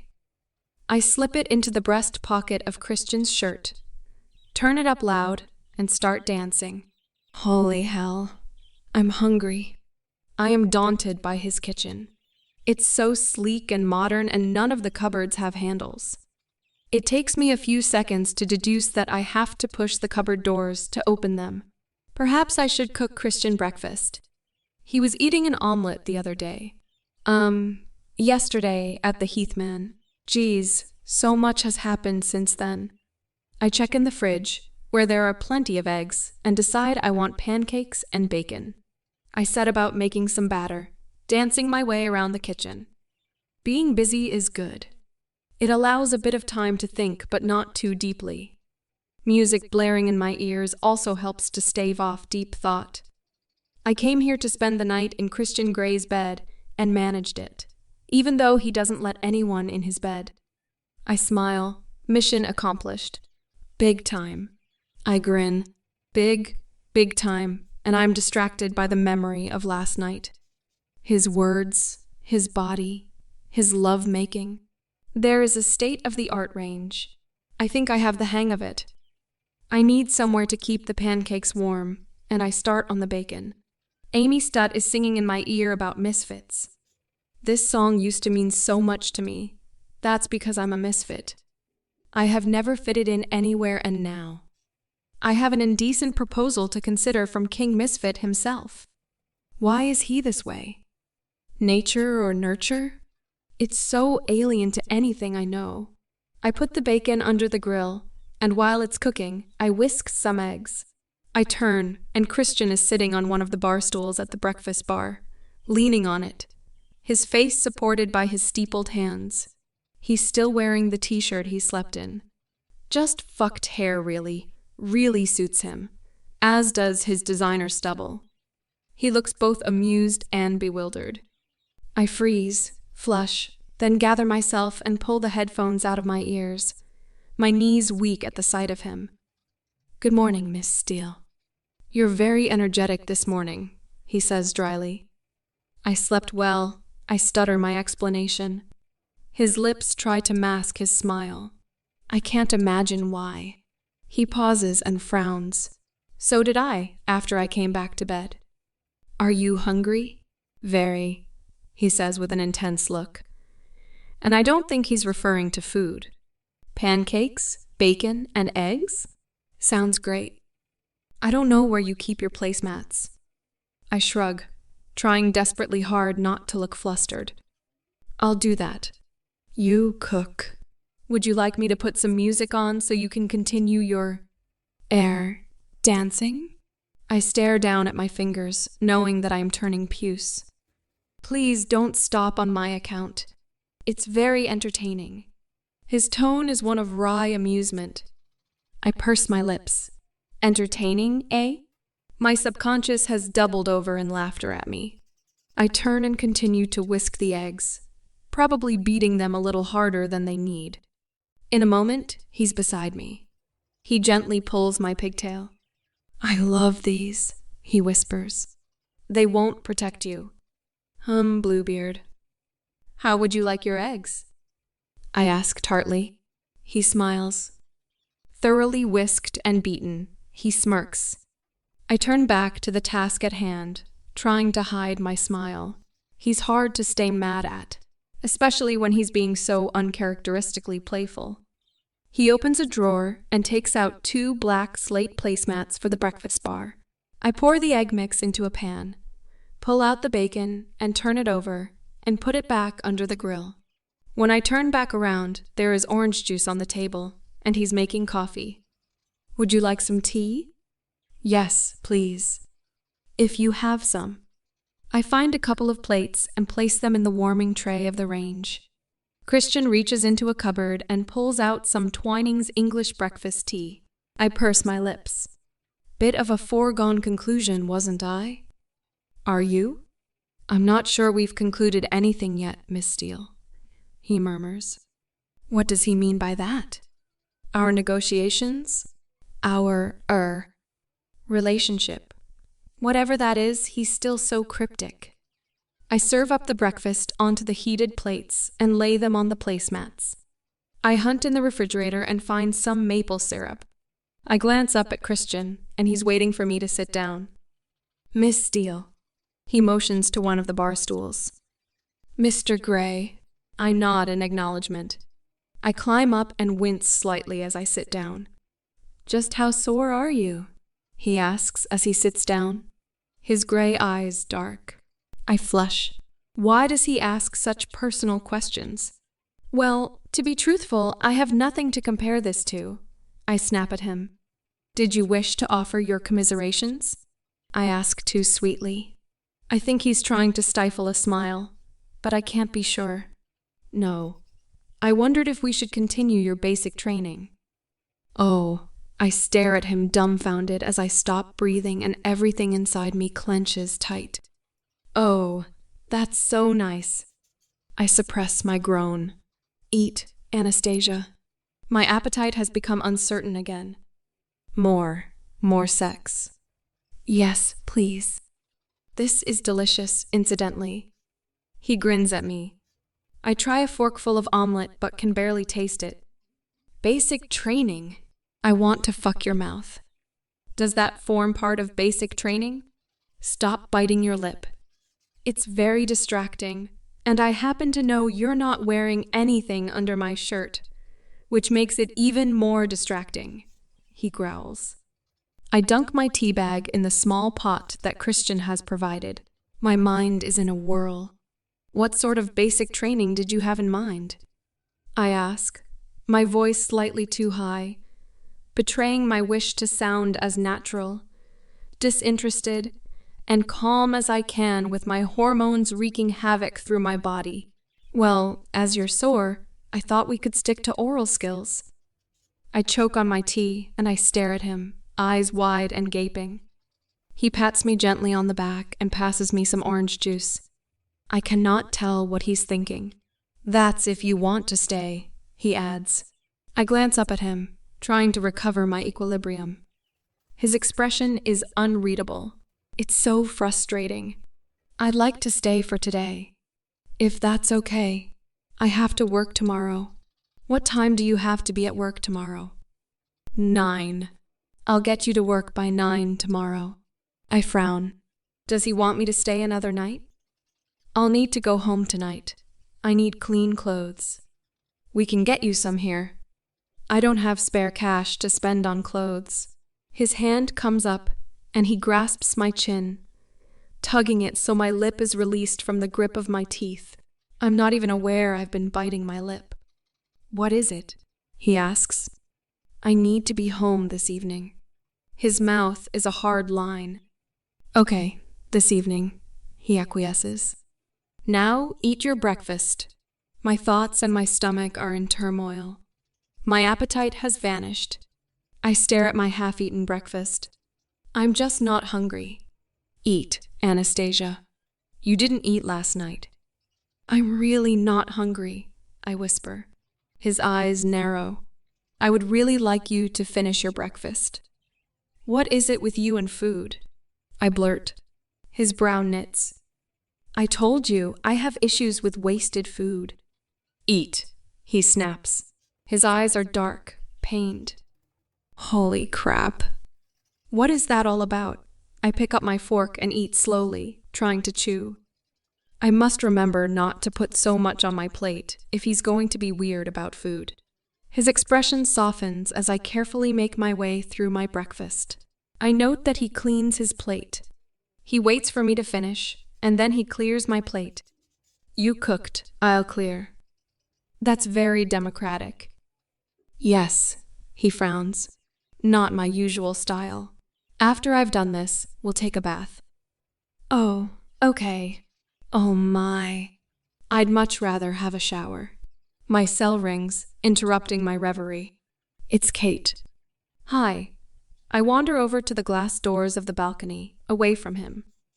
Anna, why didn't you text last night? She's angry. I'm sorry. I was overtaken by events. You're okay?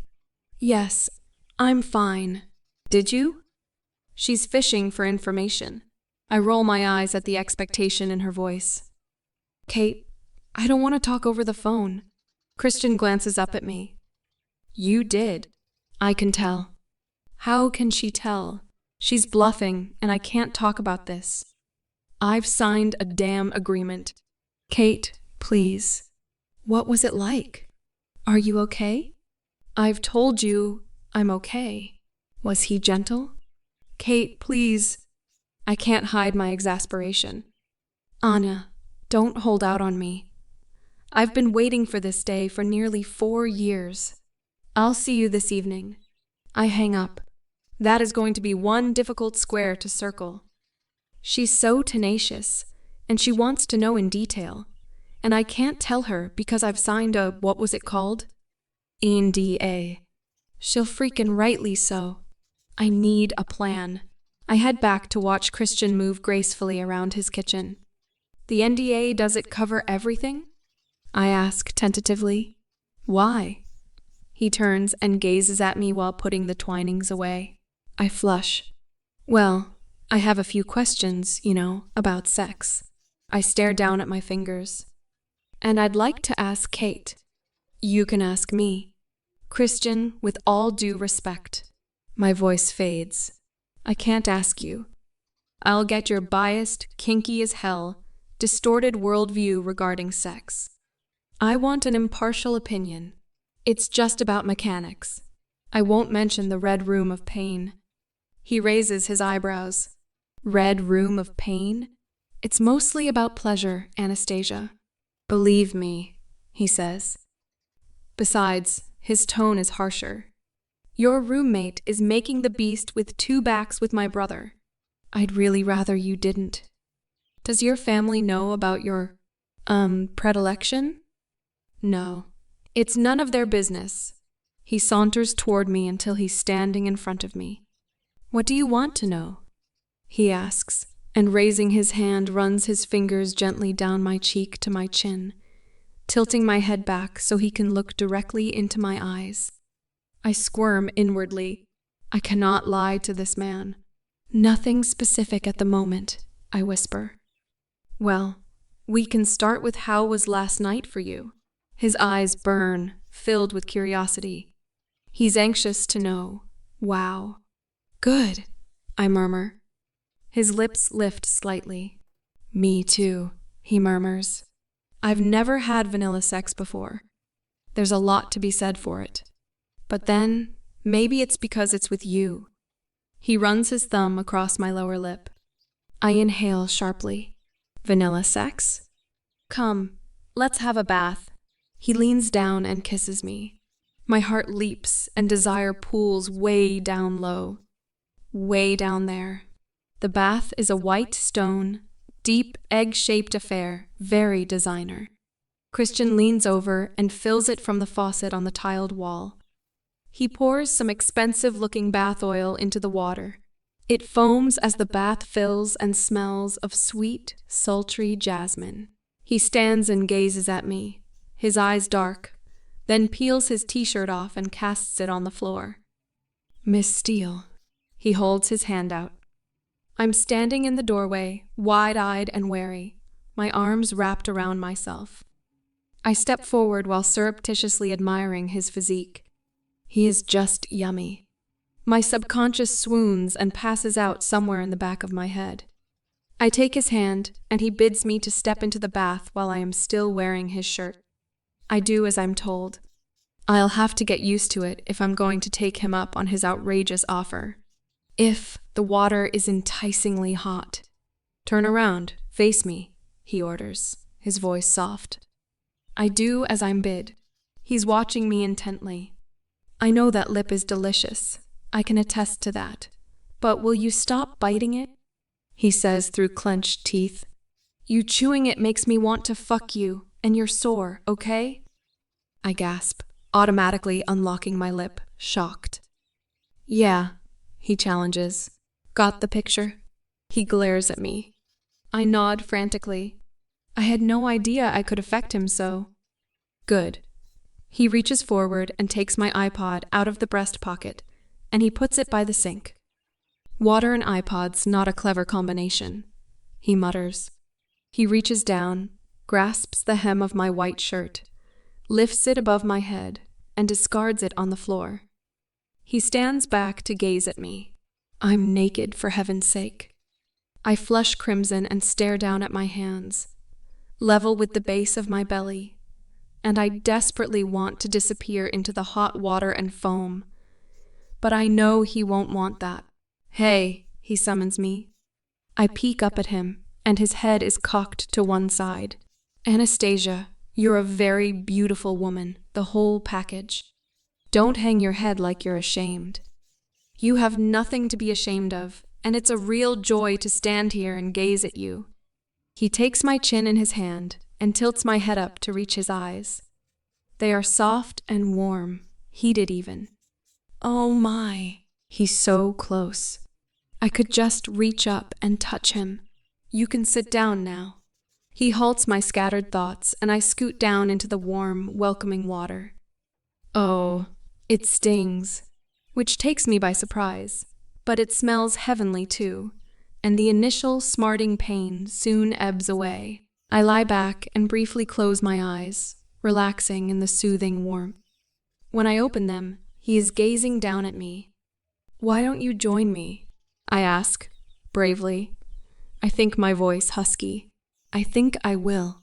"Move forward," he orders. He strips out of his PJ pants and climbs in behind me. The water rises as he sits and pulls me against his chest. He places his long legs over mine, his knees bent and his ankles level with mine. And he pulls his feet apart, opening my legs. I gasp in surprise. His nose is in my hair and he inhales breakfast. I collect the letters from the dining table and open them.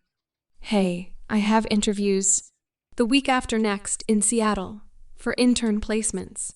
"For which publishing house?" "For both of them." "I told you your GPA would open doors, Anna." Kate, of course, already has an internship set up at the Seattle Times. Her father knows someone who knows someone. "How does Elliot feel about you going away?" I ask. Kate wanders into the kitchen, and for the first time this evening, she's disconsolate. He's understanding. Part of me doesn't want to go, but it's tempting to lie in the sun for a couple of weeks. Besides, Mom is hanging in there, thinking this will be our last real family holiday before Ethan and I head off into the world of paid employment. I have never left continental US. Kate is off to Barbados with her parents, and her brother Ethan for 2 whole weeks. I'll be Kateless in our new apartment. That will be weird. Ethan has been traveling the world since he graduated last year. I wonder briefly if I'll see him before they go on vacation. He's such a lovely guy. The phone rings, jolting me from my reverie. That'll be José. I sigh. I know I have to talk to him. I grab the phone. "Hi. Anna, you're back." José shouts his relief at me. Obviously. Sarcasm drips from my voice, and I roll my eyes at the phone. He's silent for a moment. "Can I see you?" "I'm sorry about Friday night. I was drunk. And you." "Well, Anna, please forgive me." "Of course I forgive you, José. Just don't do it again. You know I don't feel like that about you." He sighs heavily, sadly. "I know, Anna. I just thought if I kissed you, it might change how you feel." "José, I love you dearly. You mean so much to me. You're like the brother I never had." "That's not going to change. You know that." I hate to let him down, but it's the truth. "So you're with him now?" His tone is full of disdain. "Shows, I'm not with anybody. But you spent the night with him." "That's none of your business." "Is it the money?" "José, how dare you?" I shout, staggered by his audacity.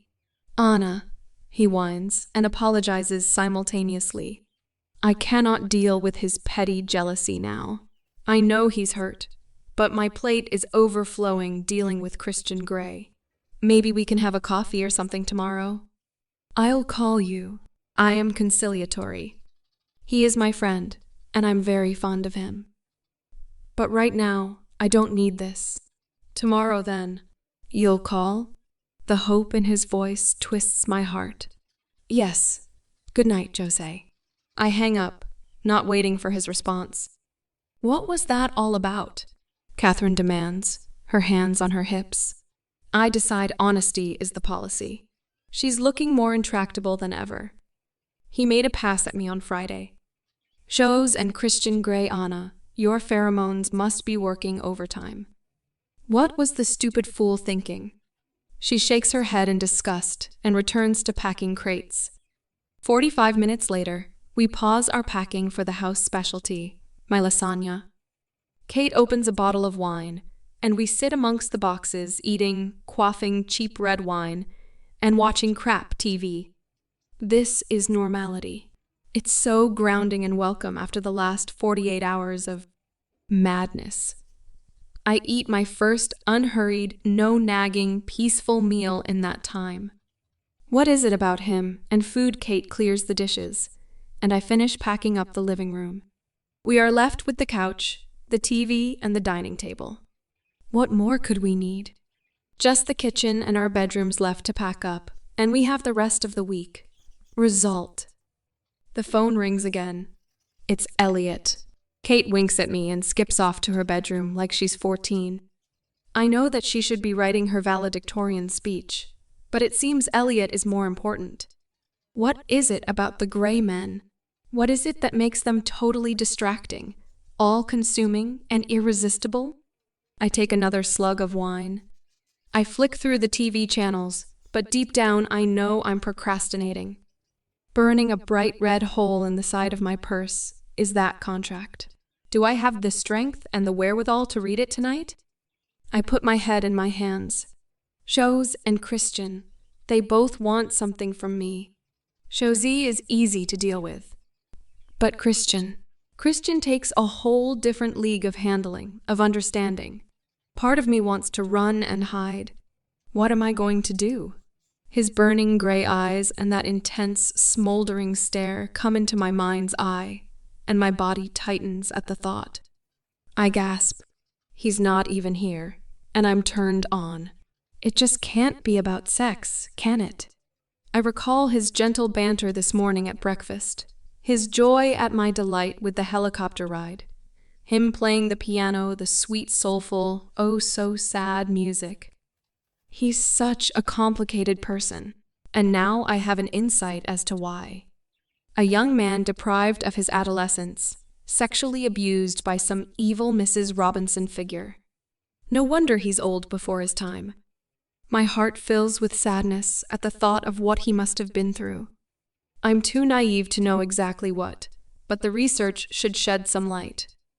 But do I really want to know? Do I want to explore this world I know nothing about? Chapter 11. There are several papers inside the envelope. I fish them out, my heart still pounding, and I sit back on my bed and begin to read. Contract. Made this day of 2011.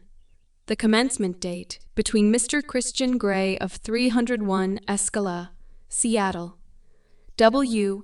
A 98,889. The dominant.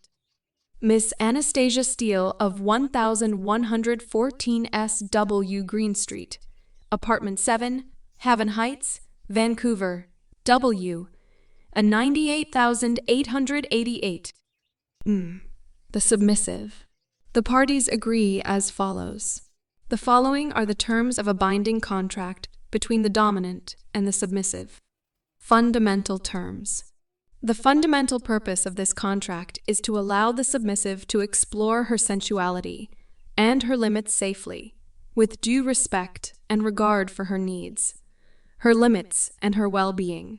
The dominant and the submissive agree and acknowledge that all that occurs under the terms of this contract will be consensual, confidential, and subject to the agreed limits and safety procedures set out in this contract.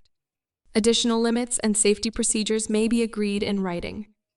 The dominant and the submissive each warrant that they suffer from no sexual, serious, infectious, or life-threatening illnesses, including but not limited to HIV, herpes, and hepatitis. If during the term, as defined below, or any extended term of this contract either party should be diagnosed with, or become aware of any such illness, he or she undertakes to inform the other immediately, and in any event prior to any form of physical contact between the parties. 5. Adherence to the above warranties, agreements, and undertakings, and any additional limits and safety procedures agreed under Clause 3 above, are fundamental to this contract. Any breach shall render it void with immediate effect, and each party agrees to be fully responsible to the other for the consequence of any breach. 6. Everything in this contract must be read and interpreted in the light of the fundamental purpose and the fundamental terms set out in clauses 2-5 above. Rules. The dominant shall take responsibility for the well-being and the proper training, guidance, and discipline of the submissive. He shall decide the nature of such training, guidance, and discipline, and the time and place of its administration, subject to the agreed terms, limitations, and safety procedures set out in this contract or agreed additionally under Clause 3 above. If at any time the dominant should fail to keep to the agreed terms, limitations, and safety procedures set out in this contract, or agreed additionally under Clause 3 above, the submissive is entitled to terminate this contract forthwith and to leave the service of the dominant without notice. Subject to that proviso and to clauses 2-5 above, the submissive is to serve and obey the dominant in all things, subject to the agreed terms, limitations, and safety procedures set out in this contract, or agreed additionally under Clause 3 above. She shall without query or hesitation offer the dominant such pleasure as he may require, and she shall accept without query or hesitation his training, guidance, and discipline in whatever form it may take. Commencement and term. 10. The dominant and submissive enter into this contract on the commencement date fully aware of its nature, and undertake to abide by its conditions without exception. 11. This contract shall be effective for a period of 3 calendar months from the commencement date. The term, on the expiry of the term, the parties shall discuss whether this contract and the arrangements they have made under this contract are satisfactory and whether the needs of each party have been met. Either party may propose the extension of this contract subject to adjustments to its terms or to the arrangements they have made under it. In the absence of agreement to such extension, this contract shall terminate, and both parties shall be free to resume their lives separately. Availability. 12. The submissive will make herself available to the dominant from Friday evenings through to Sunday afternoons each week, during the term at times to be specified by the dominant.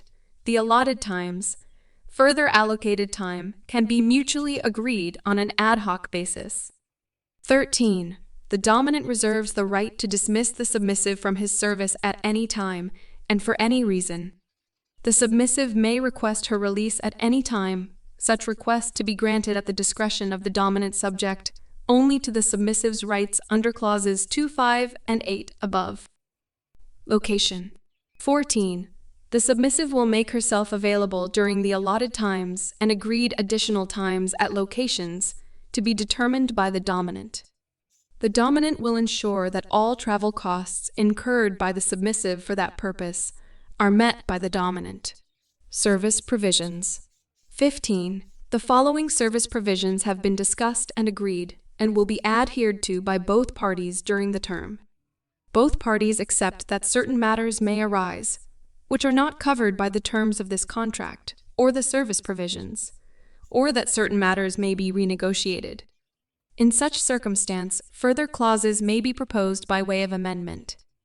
Any further clauses or amendments must be agreed, documented, and signed by both parties and shall be subject to the fundamental terms set out at clauses 2-5 above.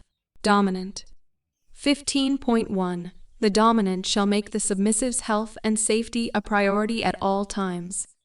The dominant shall not at any time require, request, allow, or demand the submissive to participate at the hands of the dominant in the activities detailed in Appendix 2 or in any act that either party deems to be unsafe. The dominant will not undertake or permit to be undertaken any action which could cause serious injury or any risk to the submissive's life. The remaining subclauses of this clause 15 are to be read subject to this proviso and to the fundamental matters agreed in clauses 2-5 above. 15.2. The dominant accepts the submissive as his to own, control, dominate, and discipline during the term. The dominant may use the submissive's body at any time during the allotted times or any agreed additional times, in any manner he deems fit, sexually or otherwise. 15.3. The dominant shall provide the submissive with all necessary training and guidance in how to properly serve the dominant. 15.4. The dominant shall maintain a stable and safe environment in which the submissive may perform her duties in service of the dominant. 15.5. The dominant may discipline the submissive as necessary to ensure the submissive fully appreciates her role of subservience to the dominant and to discourage unacceptable conduct. The dominant may flog, spank, whip, or corporally punish the submissive as he sees fit, for purposes of discipline, for his own personal enjoyment, or for any other reason which he is not obliged to provide. 15.6. In training and in the administration of discipline, the dominant shall ensure that no permanent marks are made upon the submissive's body, nor any injuries incurred that may require medical attention. 15.7. In training and in the administration of discipline, the dominant shall ensure that the discipline and the instruments used for the purposes of discipline are safe, shall not be used in such a way as to cause serious harm, and shall not in any way exceed the limits defined and detailed in this contract. 15.8. In case of illness or injury, the dominant shall care for the submissive, seeing to her health and safety, encouraging, and when necessary ordering medical attention, when it is judged necessary by the dominant. 15.9. The dominant shall maintain his own good health and seek medical attention when necessary in order to maintain a risk-free environment. 15.10. The dominant shall not loan his submissive to another dominant. 15.11. The dominant may restrain, handcuff, or bind the submissive at any time during the allotted times or any agreed additional times for any reason, and for extended periods of time, giving due regard to the health and safety of the submissive. 15.12. The dominant will ensure that all equipment used for the purposes of training and discipline shall be maintained in a clean, hygienic, and safe state at all times. Submissive. 15.13. The submissive accepts the dominant as her master, with the understanding that she is now the property of the dominant, to be dealt with as the dominant pleases during the term generally but specifically during the allotted times and any additional agreed allotted times. 15.14. The submissive shall obey the rules set out in Appendix 1 to this agreement. 15.15. The submissive shall serve the dominant in any way the dominant sees fit, and shall endeavor to please the dominant at all times to the best of her ability. 15.16. The submissive shall take all measures necessary to maintain her good health, and shall request or seek medical attention whenever it is needed, keeping the dominant informed at all times of any health issues that may arise. 15.17. The submissive will ensure that she procures oral contraception and ensure that she takes it as and when prescribed to prevent any pregnancy. 15.18. The submissive shall accept without question any and all disciplinary actions deemed necessary by the dominant and remember her status and role in regard to the dominant at all times. 15.19. The submissive shall not touch or pleasure herself sexually without permission from the dominant. 15.20. The submissive shall submit to any sexual activity demanded by the dominant and shall do without hesitation or argument. 15.21. The submissive shall accept whippings, floggings, spankings, caning, paddling, or any other discipline the dominant should decide to administer, without hesitation, enquiry, or complaint. 15.22. The submissive shall not look directly into the eyes of the dominant, except when specifically instructed to do so. The submissive shall keep her eyes cast down and maintain a quiet and respectful bearing in the presence of the dominant.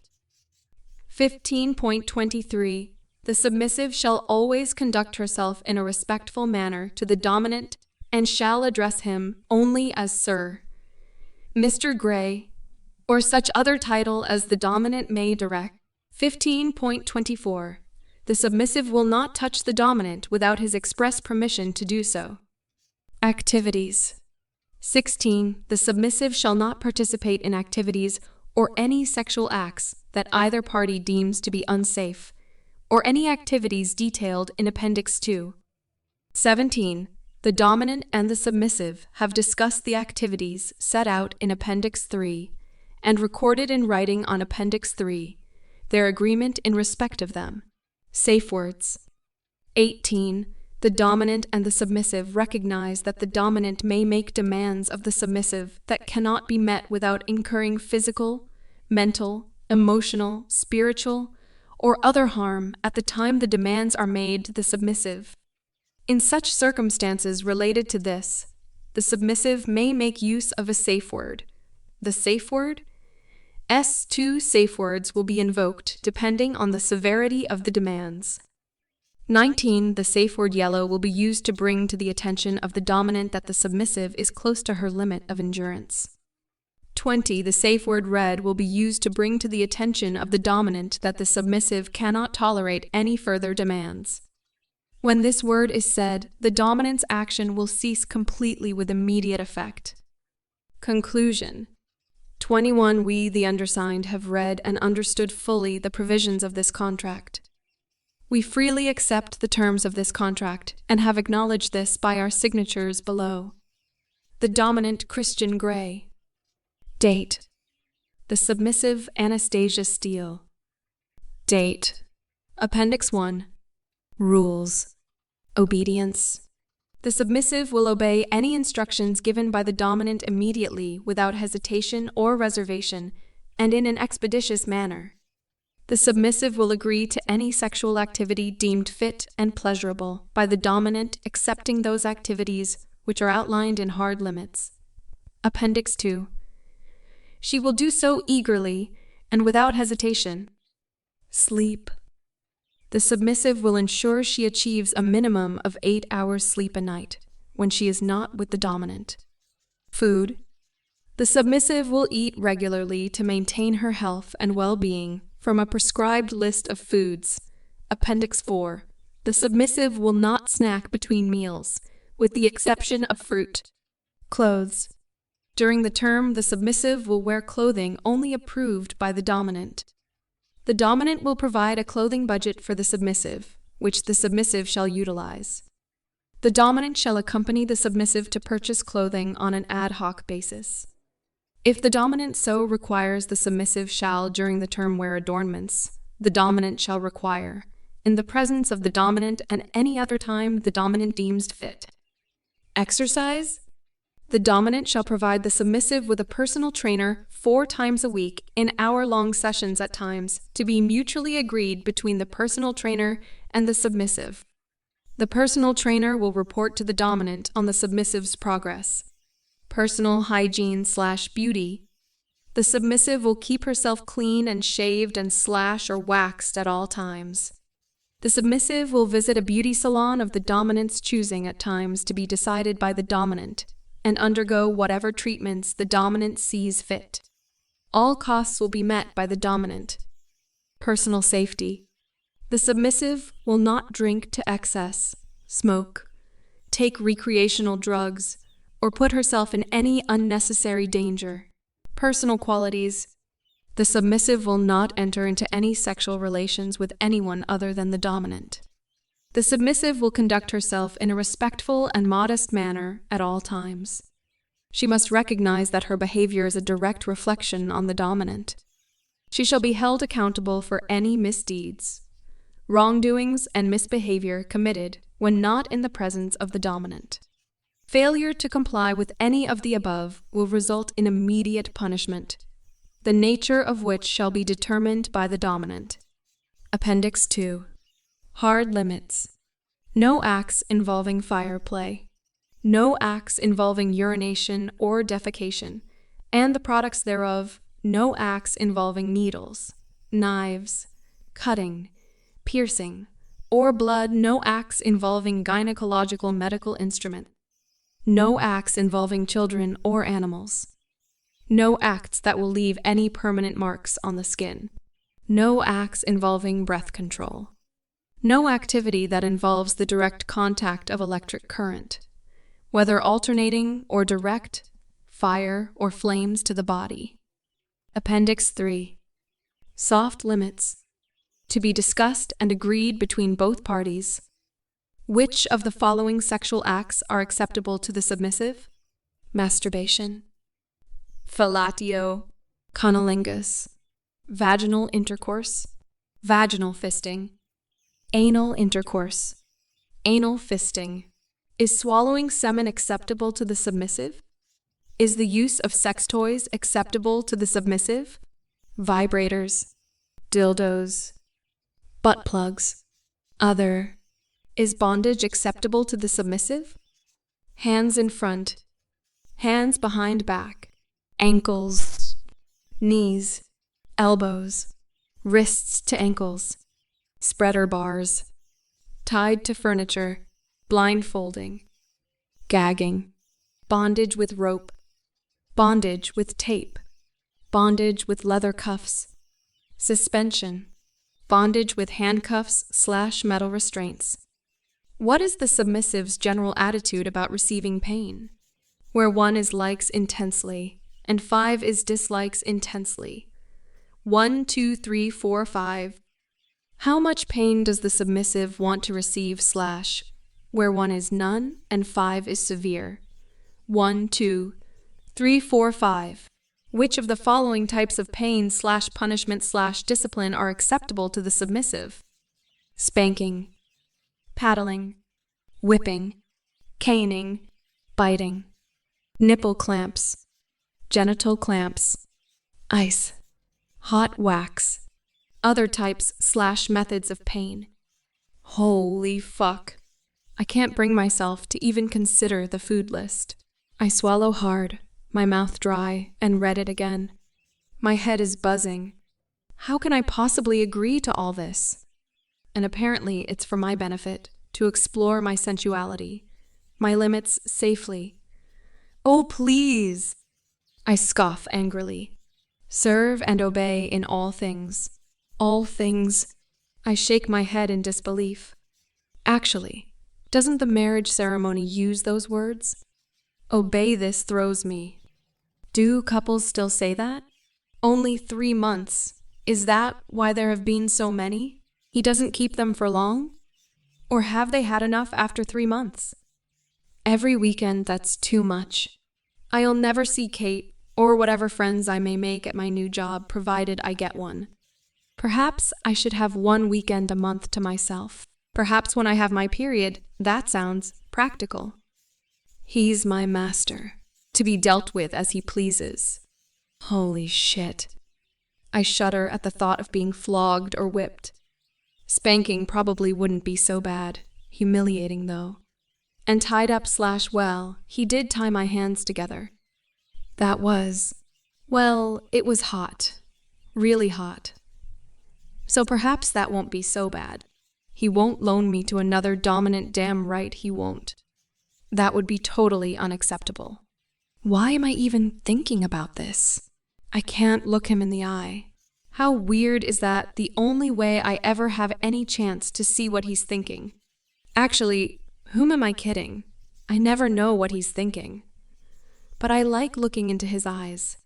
He has beautiful eyes, captivating, intelligent, deep and dark.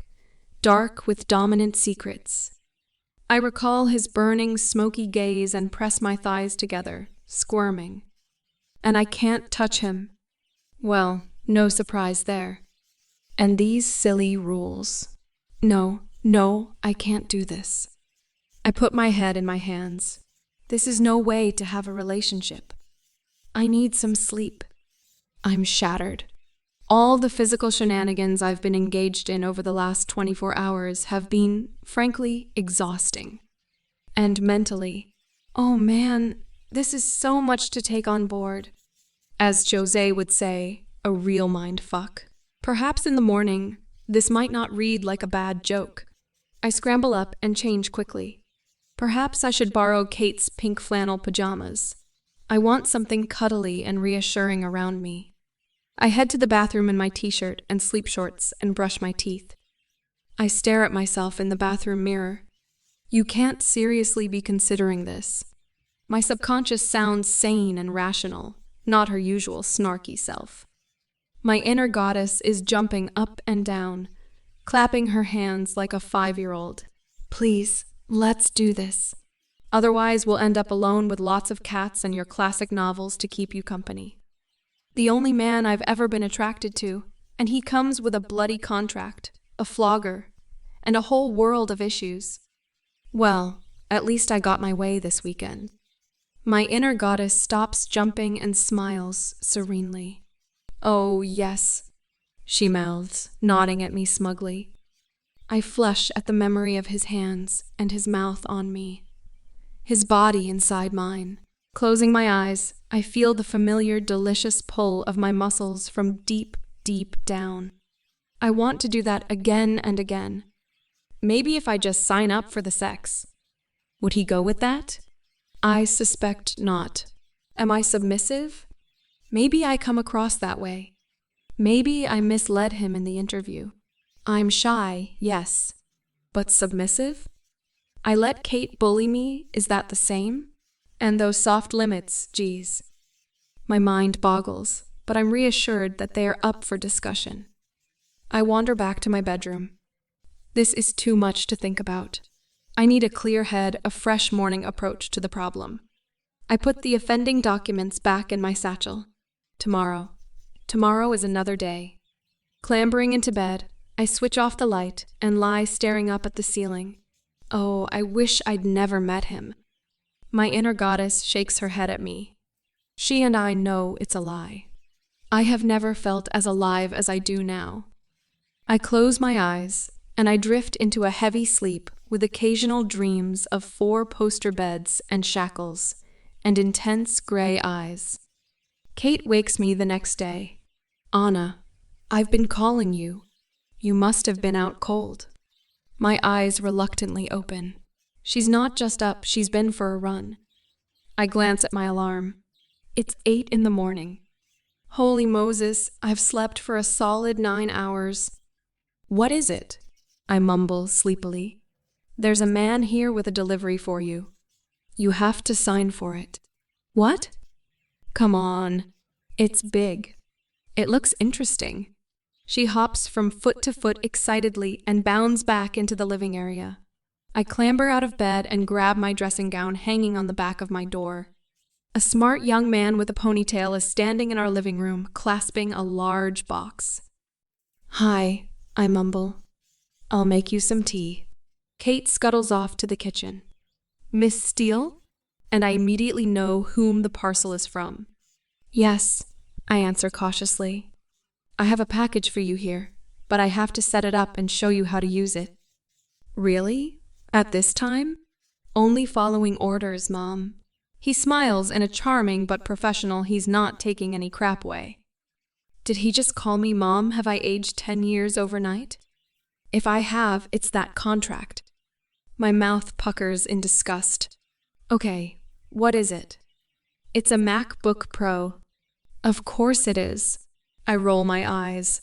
These aren't available in the shops yet, Mom. The very latest from Apple. How come that does not surprise me? I sigh heavily. Just set it up on the dining table over there. I wander into the kitchen to join Kate. What is it? She says, inquisitive, bright-eyed, and bushy-tailed. She's slept well, too. It's a laptop from Christian. Why has he sent you a laptop? You know you can use mine. She frowns. Not for what he has in mind. Oh, it's only on loan. He wanted me to try it out. My excuse sounds feeble, but Kate nods her assent. Oh my. I have hoodwinked Catherine Cavenagh.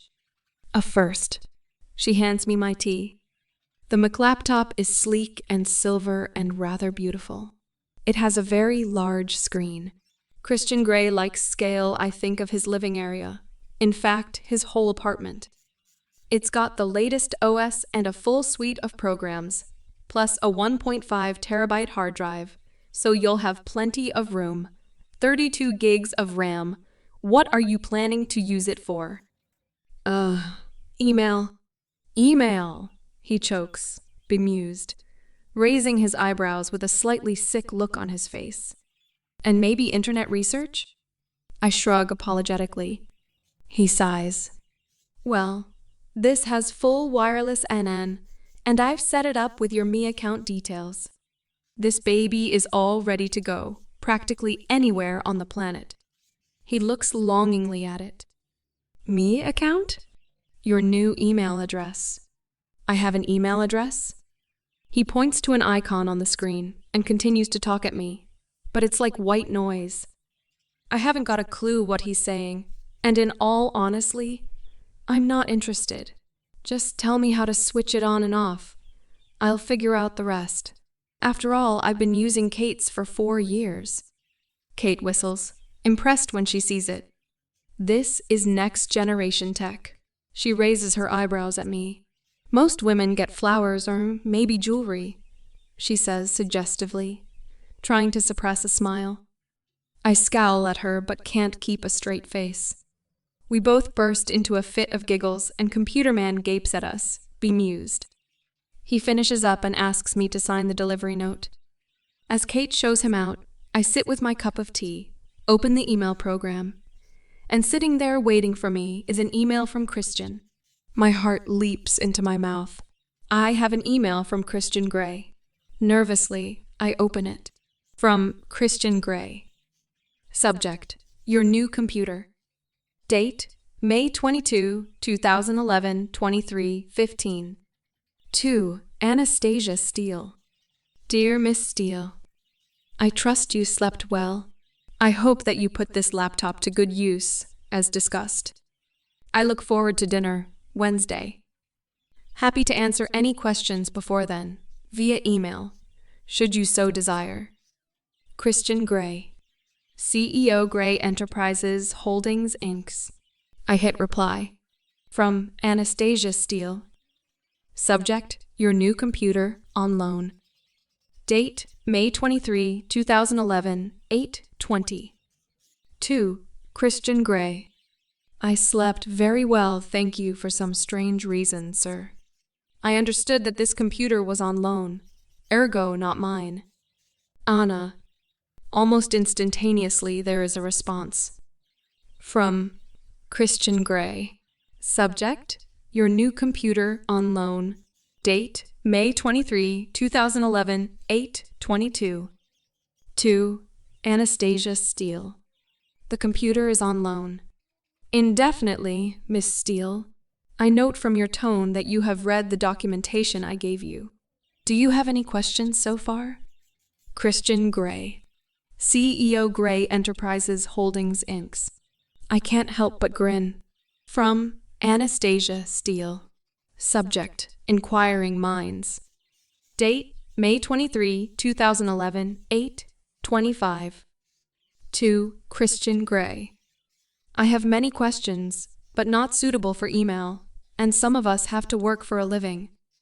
I do not want or need a computer indefinitely. Until later. Good day, sir. Anna. His reply again is instant, and it makes me smile. From Christian Grey. Subject: Your new computer, again on loan.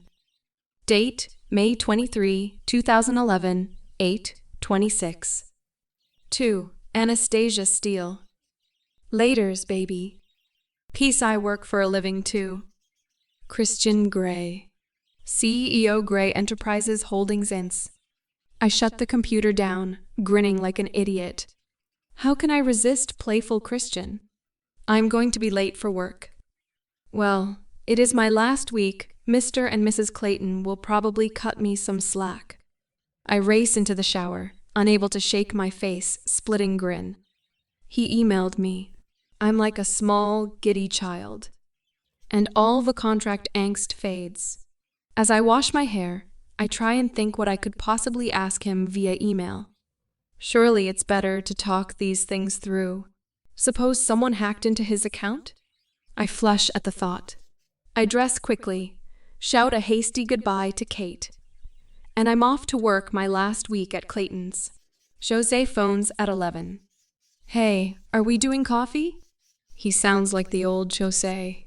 Jose, my friend, not a, what did Christian call him? Suitor. Sure.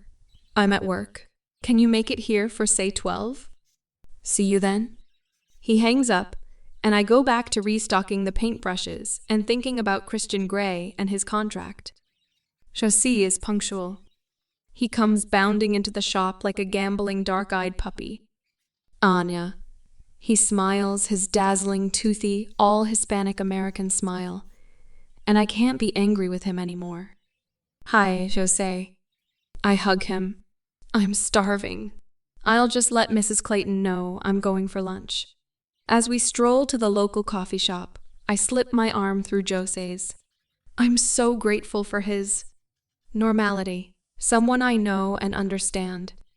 Hey, Anna, he murmurs. You've really forgiven me? Jose, you know I can never stay mad at you for long. He grins. I can't wait to get home. The lure of emailing Christian, and maybe I can begin my research project. Kate is out somewhere, so I fire up the new laptop and open my email. Sure enough, there's an email from Christian sitting in the inbox. I'm practically bouncing out of my seat with glee. From Christian Grey. Subject, working for a living. Date, May 23, 2011, 17:24. To Anastasia Steele. Dear Miss Steele, I do hope you had a good day at work. Christian Grey, CEO Grey Enterprises Holdings Inc. I hit reply. From Anastasia Steele. Subject, working for living. Date, May 23, 2011, 17:48. To Christian Grey. Sir, I had a very good day at work. Thank you. Anna. From Christian Grey. Subject, do the work. Date, May 23, 201,117:50. To Anastasia Steele. Miss Steele, delighted you had a good day. While you are emailing, you are not researching. Christian Grey, CEO Grey Enterprises Holdings Inc. From Anastasia Steele. Subject, nuisance. Date, May 23, 2011, 17:53. To Christian Grey. Mr. Grey, stop emailing me and I can start my assignment. I'd like another, Anna. I hug myself. From Christian Grey. Subject, impatient. Date, May 23, 2011, 17:55. To Anastasia Steele.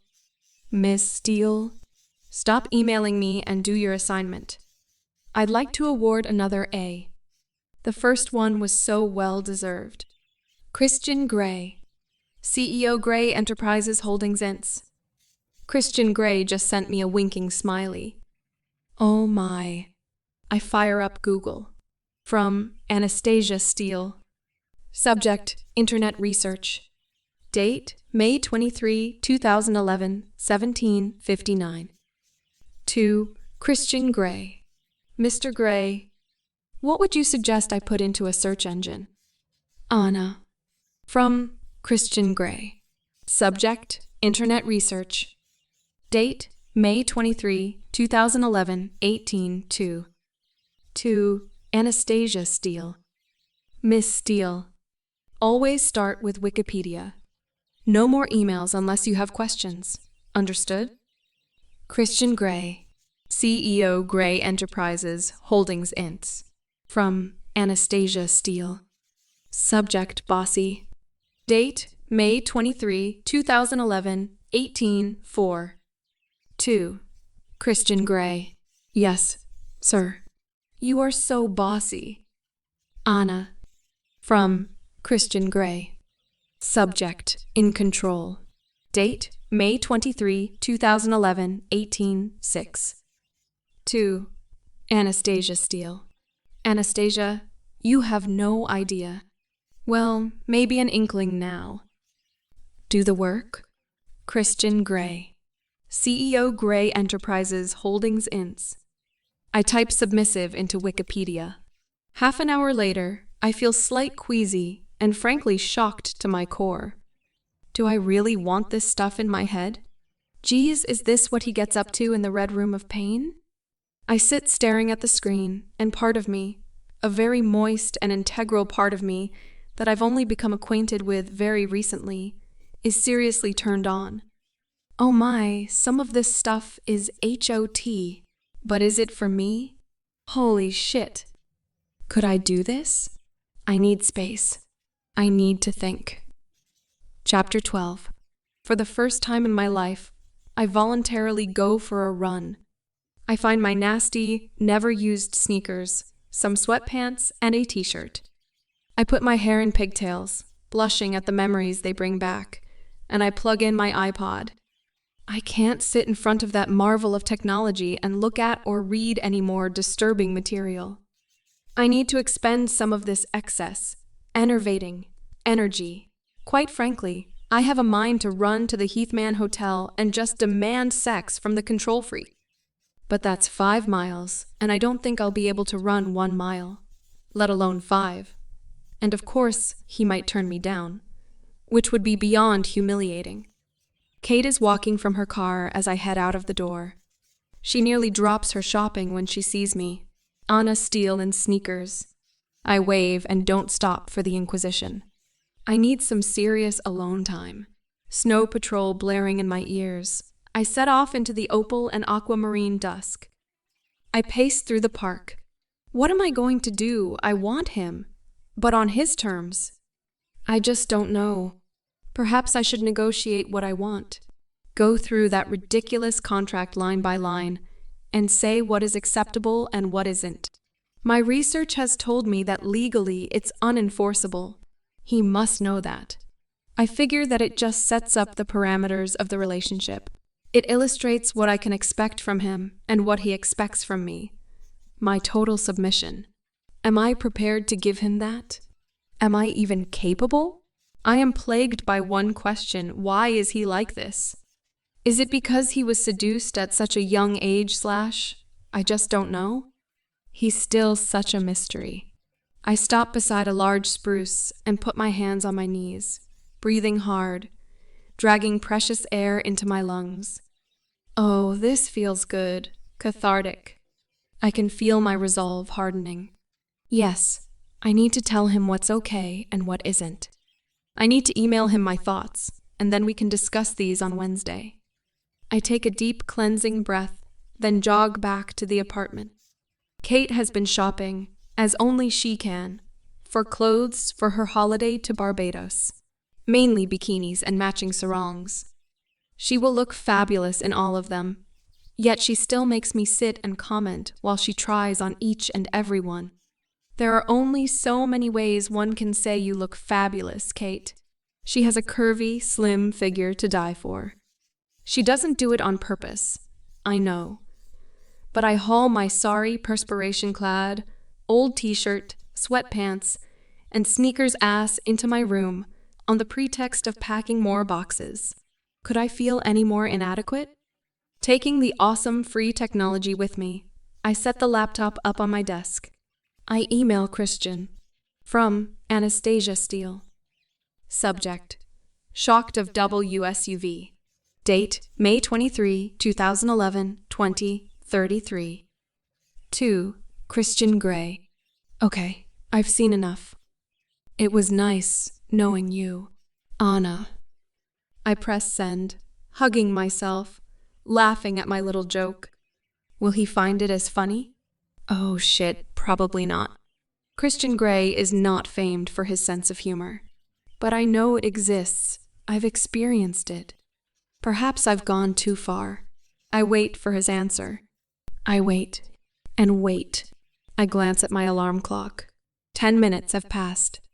To distract myself from the anxiety that blooms in my belly, I start doing what I told Kate I would be doing, packing up my room. I begin by cramming my books into a crate. By 9, I've heard nothing. Perhaps he's out.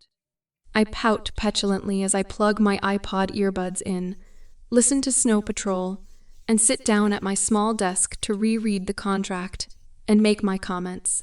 I don't know why I glance up. Maybe I catch a slight movement from the corner of my eye.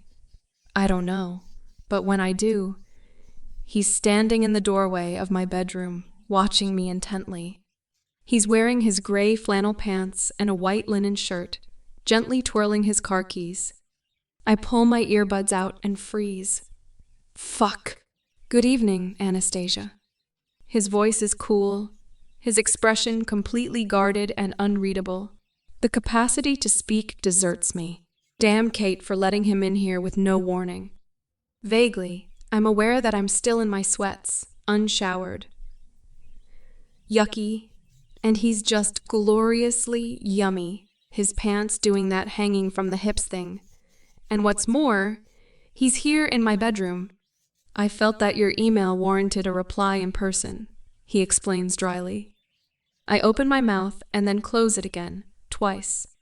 The joke is on me. Never in this or any alternative universe did I expect him to drop everything and turn up here. May I sit? He asks, his eyes now dancing with humor. Thank heavens, maybe he'll see the funny side. I nod. The power of speech remains elusive. Christian Grey is sitting on my bed. I wondered what your bedroom would look like, he says. I glance around it, plotting an escape route. No. There's still only the door or window. My room is functional, but cozy, sparse, white wicker furniture, and a white iron double bed, with a patchwork quilt made by my mother when she was in her folksy American quilting phase.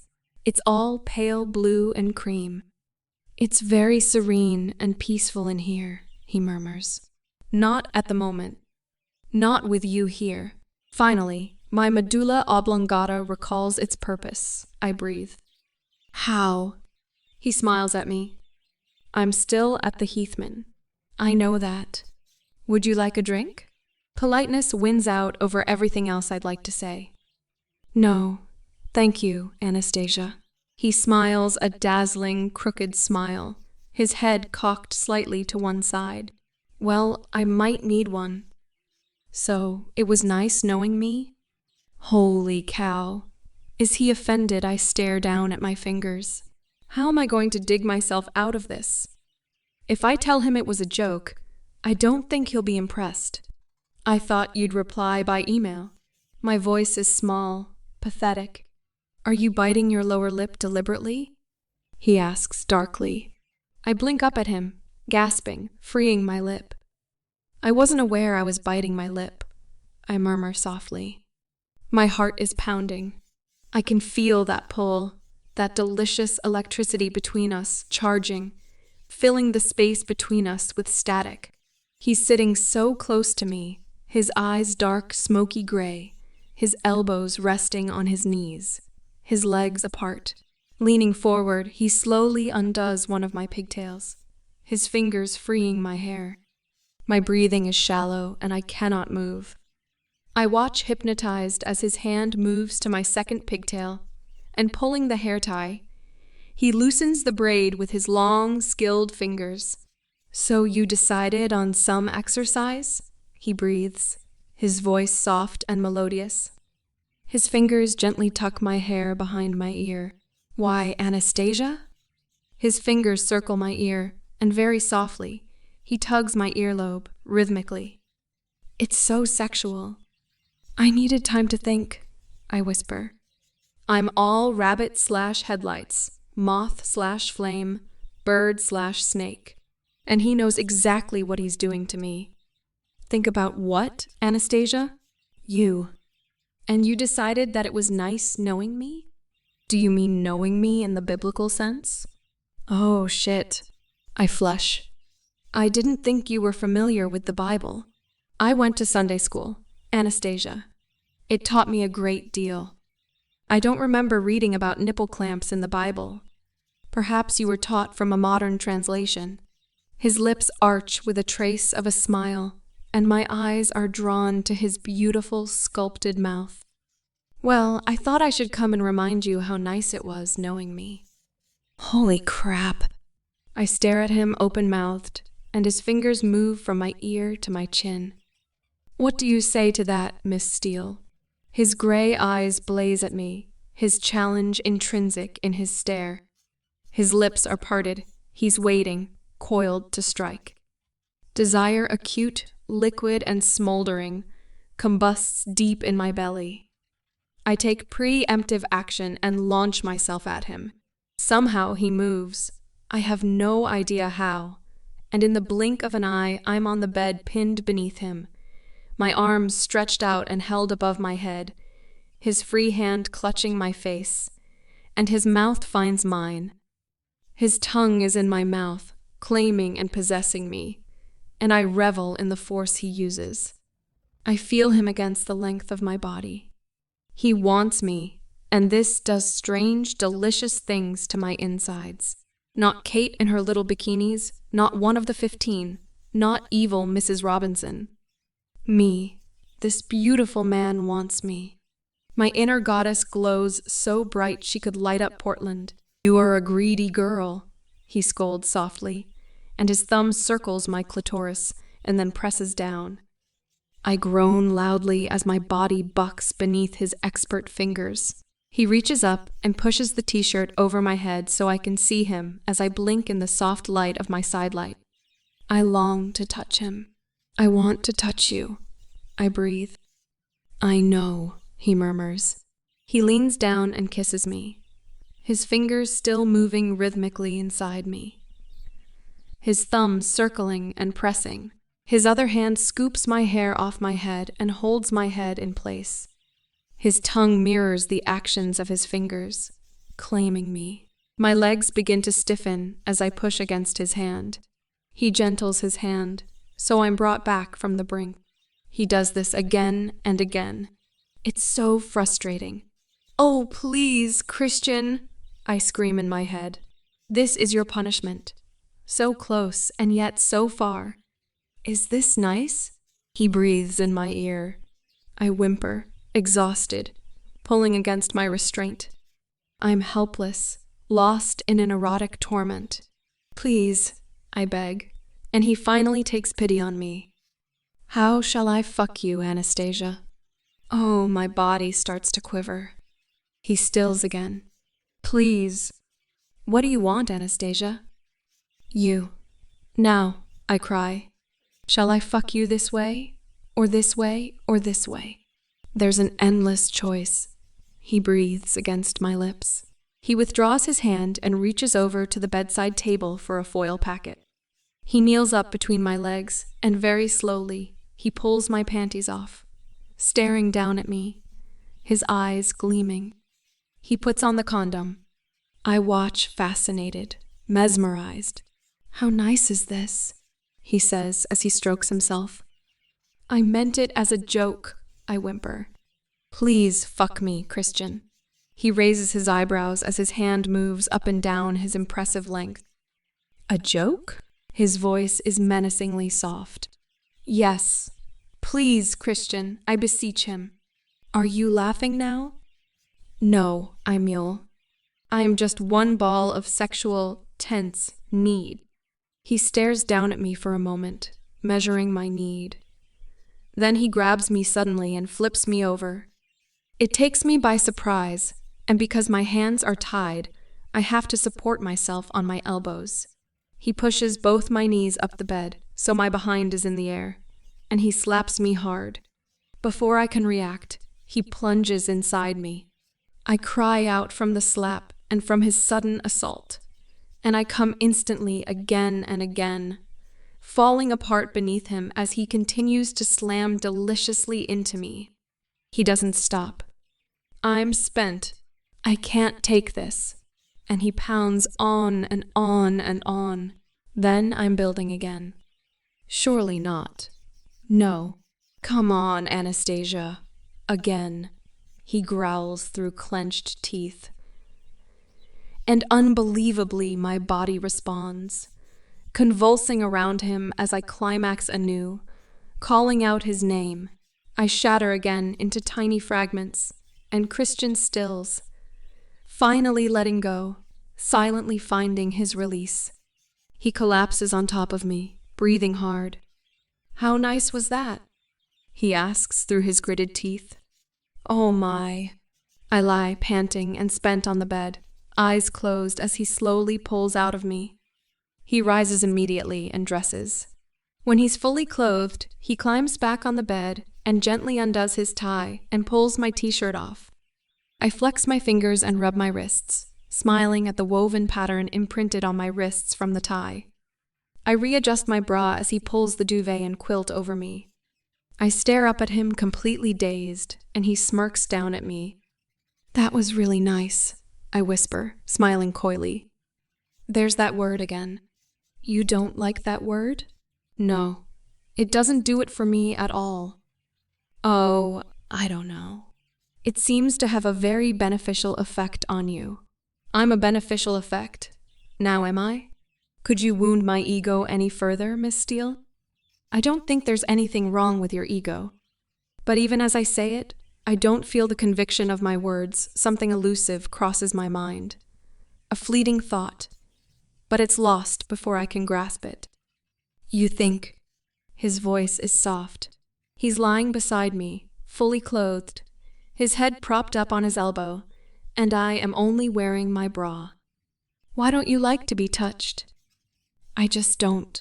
He reaches over and plants a soft kiss on my forehead. "So that email was your idea of a joke?" I smile apologetically at him and shrug. "I see. So you are still considering my proposition?" "Your indecent proposal." "Yes, I am. I have issues, though." He grins down at me as if relieved. "I'd be disappointed if you didn't. I was going to email them to you, but you kind of interrupted me. Coitus interruptus. See, I knew you had a sense of humor somewhere in there." I smile. "Only certain things are funny, Anastasia. I thought you were saying no discussion at all." His voice drops. "I don't know yet. I haven't made up my mind." "Will you collar me?" He raises his eyebrows. "You have been doing your research." "I don't know, Anastasia. I've never collared anyone." "Oh, should I be surprised by this? I know so little about the scene." "I don't know. Were you collared?" I whisper. "Yes." "By Mrs. Robinson?" "Mrs. Robinson." He laughs loudly, freely, and he looks so young and carefree, his head thrown back, his laughter infectious. I grin back at him. "I'll tell her you said that. She'll love it." "You still talk to her regularly?" I can't keep the shock out of my voice. "Yes, he's serious now." "Oh, and part of me is suddenly insanely jealous I'm disturbed by the depth of my feeling." "I see." My voice is tight. "So you have someone you can discuss your alternative lifestyle with, but I'm not allowed." He frowns. "I don't think I've ever thought about it like that." Mrs. Robinson was part of that lifestyle. "I told you. She's a good friend now. If you'd like, I can introduce you to one of my former subs. You could talk to her." What? Is he deliberately trying to upset me? Is this your idea of a joke? "No, Anastasia." He's bemused as he shakes his head earnestly. "No, I'll do this on my own, thank you very much," I snap at him, pulling the duvet up to my chin. He stares at me, at sea, surprised. "Anastasia, He's lost for words. A first, I think. "I didn't mean to offend you." "I'm not offended. I'm appalled." "Appalled?" "I don't want to talk to one of your ex-girlfriends. Slave, sub, whatever you call them. Anastasia Steele, are you jealous?" I flush, crimson. "Are you staying?" "I have a breakfast meeting tomorrow at the Heathman. Besides, I told you, I don't sleep with girlfriends, slaves, subs, or anyone. Friday and Saturday night were exceptions. It won't happen again." I can hear the resolve behind his soft, husky voice. I purse my lips at him. Well, I'm tired now. Are you kicking me out? He raises his eyebrows at me, amused and a little dismayed. Yes. Well, that's another first. He eyes me speculatively. So nothing you want to discuss now? About the contract. No, I reply petulantly. God, I'd like to give you a good hiding. You'd feel a lot better, and so would I. You can't say things like that. I haven't signed anything yet. A man can dream, Anastasia. He leans over me and grasps my chin. Wednesday? He murmurs, and he kisses me lightly on my lips. Wednesday, I agree. I'll see you out. If you give me a minute. I sit up and grab my t-shirt, pushing him out of the way. Amused and reluctant, he gets up off the bed. Please pass me my sweatpants. He collects them from the floor and hands them to me. Yes, ma'am. He's trying unsuccessfully to hide his smile. I narrow my eyes at him as I slip the pants on. My hair is a state, and I know I'll have to face the Catherine Kavanagh Inquisition after he's gone. Grabbing a hair tie, I walk to my bedroom door, opening it slightly, checking for Kate. She is not in the living area. I think I can hear her on the phone in her room. Christian follows me out. During the short walk from bedroom to front door, my thoughts and feelings ebb and flow, transforming. I'm no longer angry with him. I feel suddenly unbearably shy. I don't want him to go. For the first time, I'm wishing he was normal, wanting a normal relationship that doesn't need a 10-page agreement, a flogger, and carabiners in his playroom ceiling. I open the door for him and stare down at my hands. This is the first time I have ever had sex in my home, and as sex goes, I think it was pretty damn fine. But now I feel like a receptacle, an empty vessel to be filled at his whim. My subconscious shakes her head. You wanted to run to the Heathman for sex, you had it express delivered. She crosses her arms and taps her foot with a "what are you complaining about" look on her face. Christian stops in the doorway and clasps my chin, forcing my eyes to meet his. His brow creases slightly. You okay? He asks tenderly as his thumb lightly caresses my bottom lip. Yes,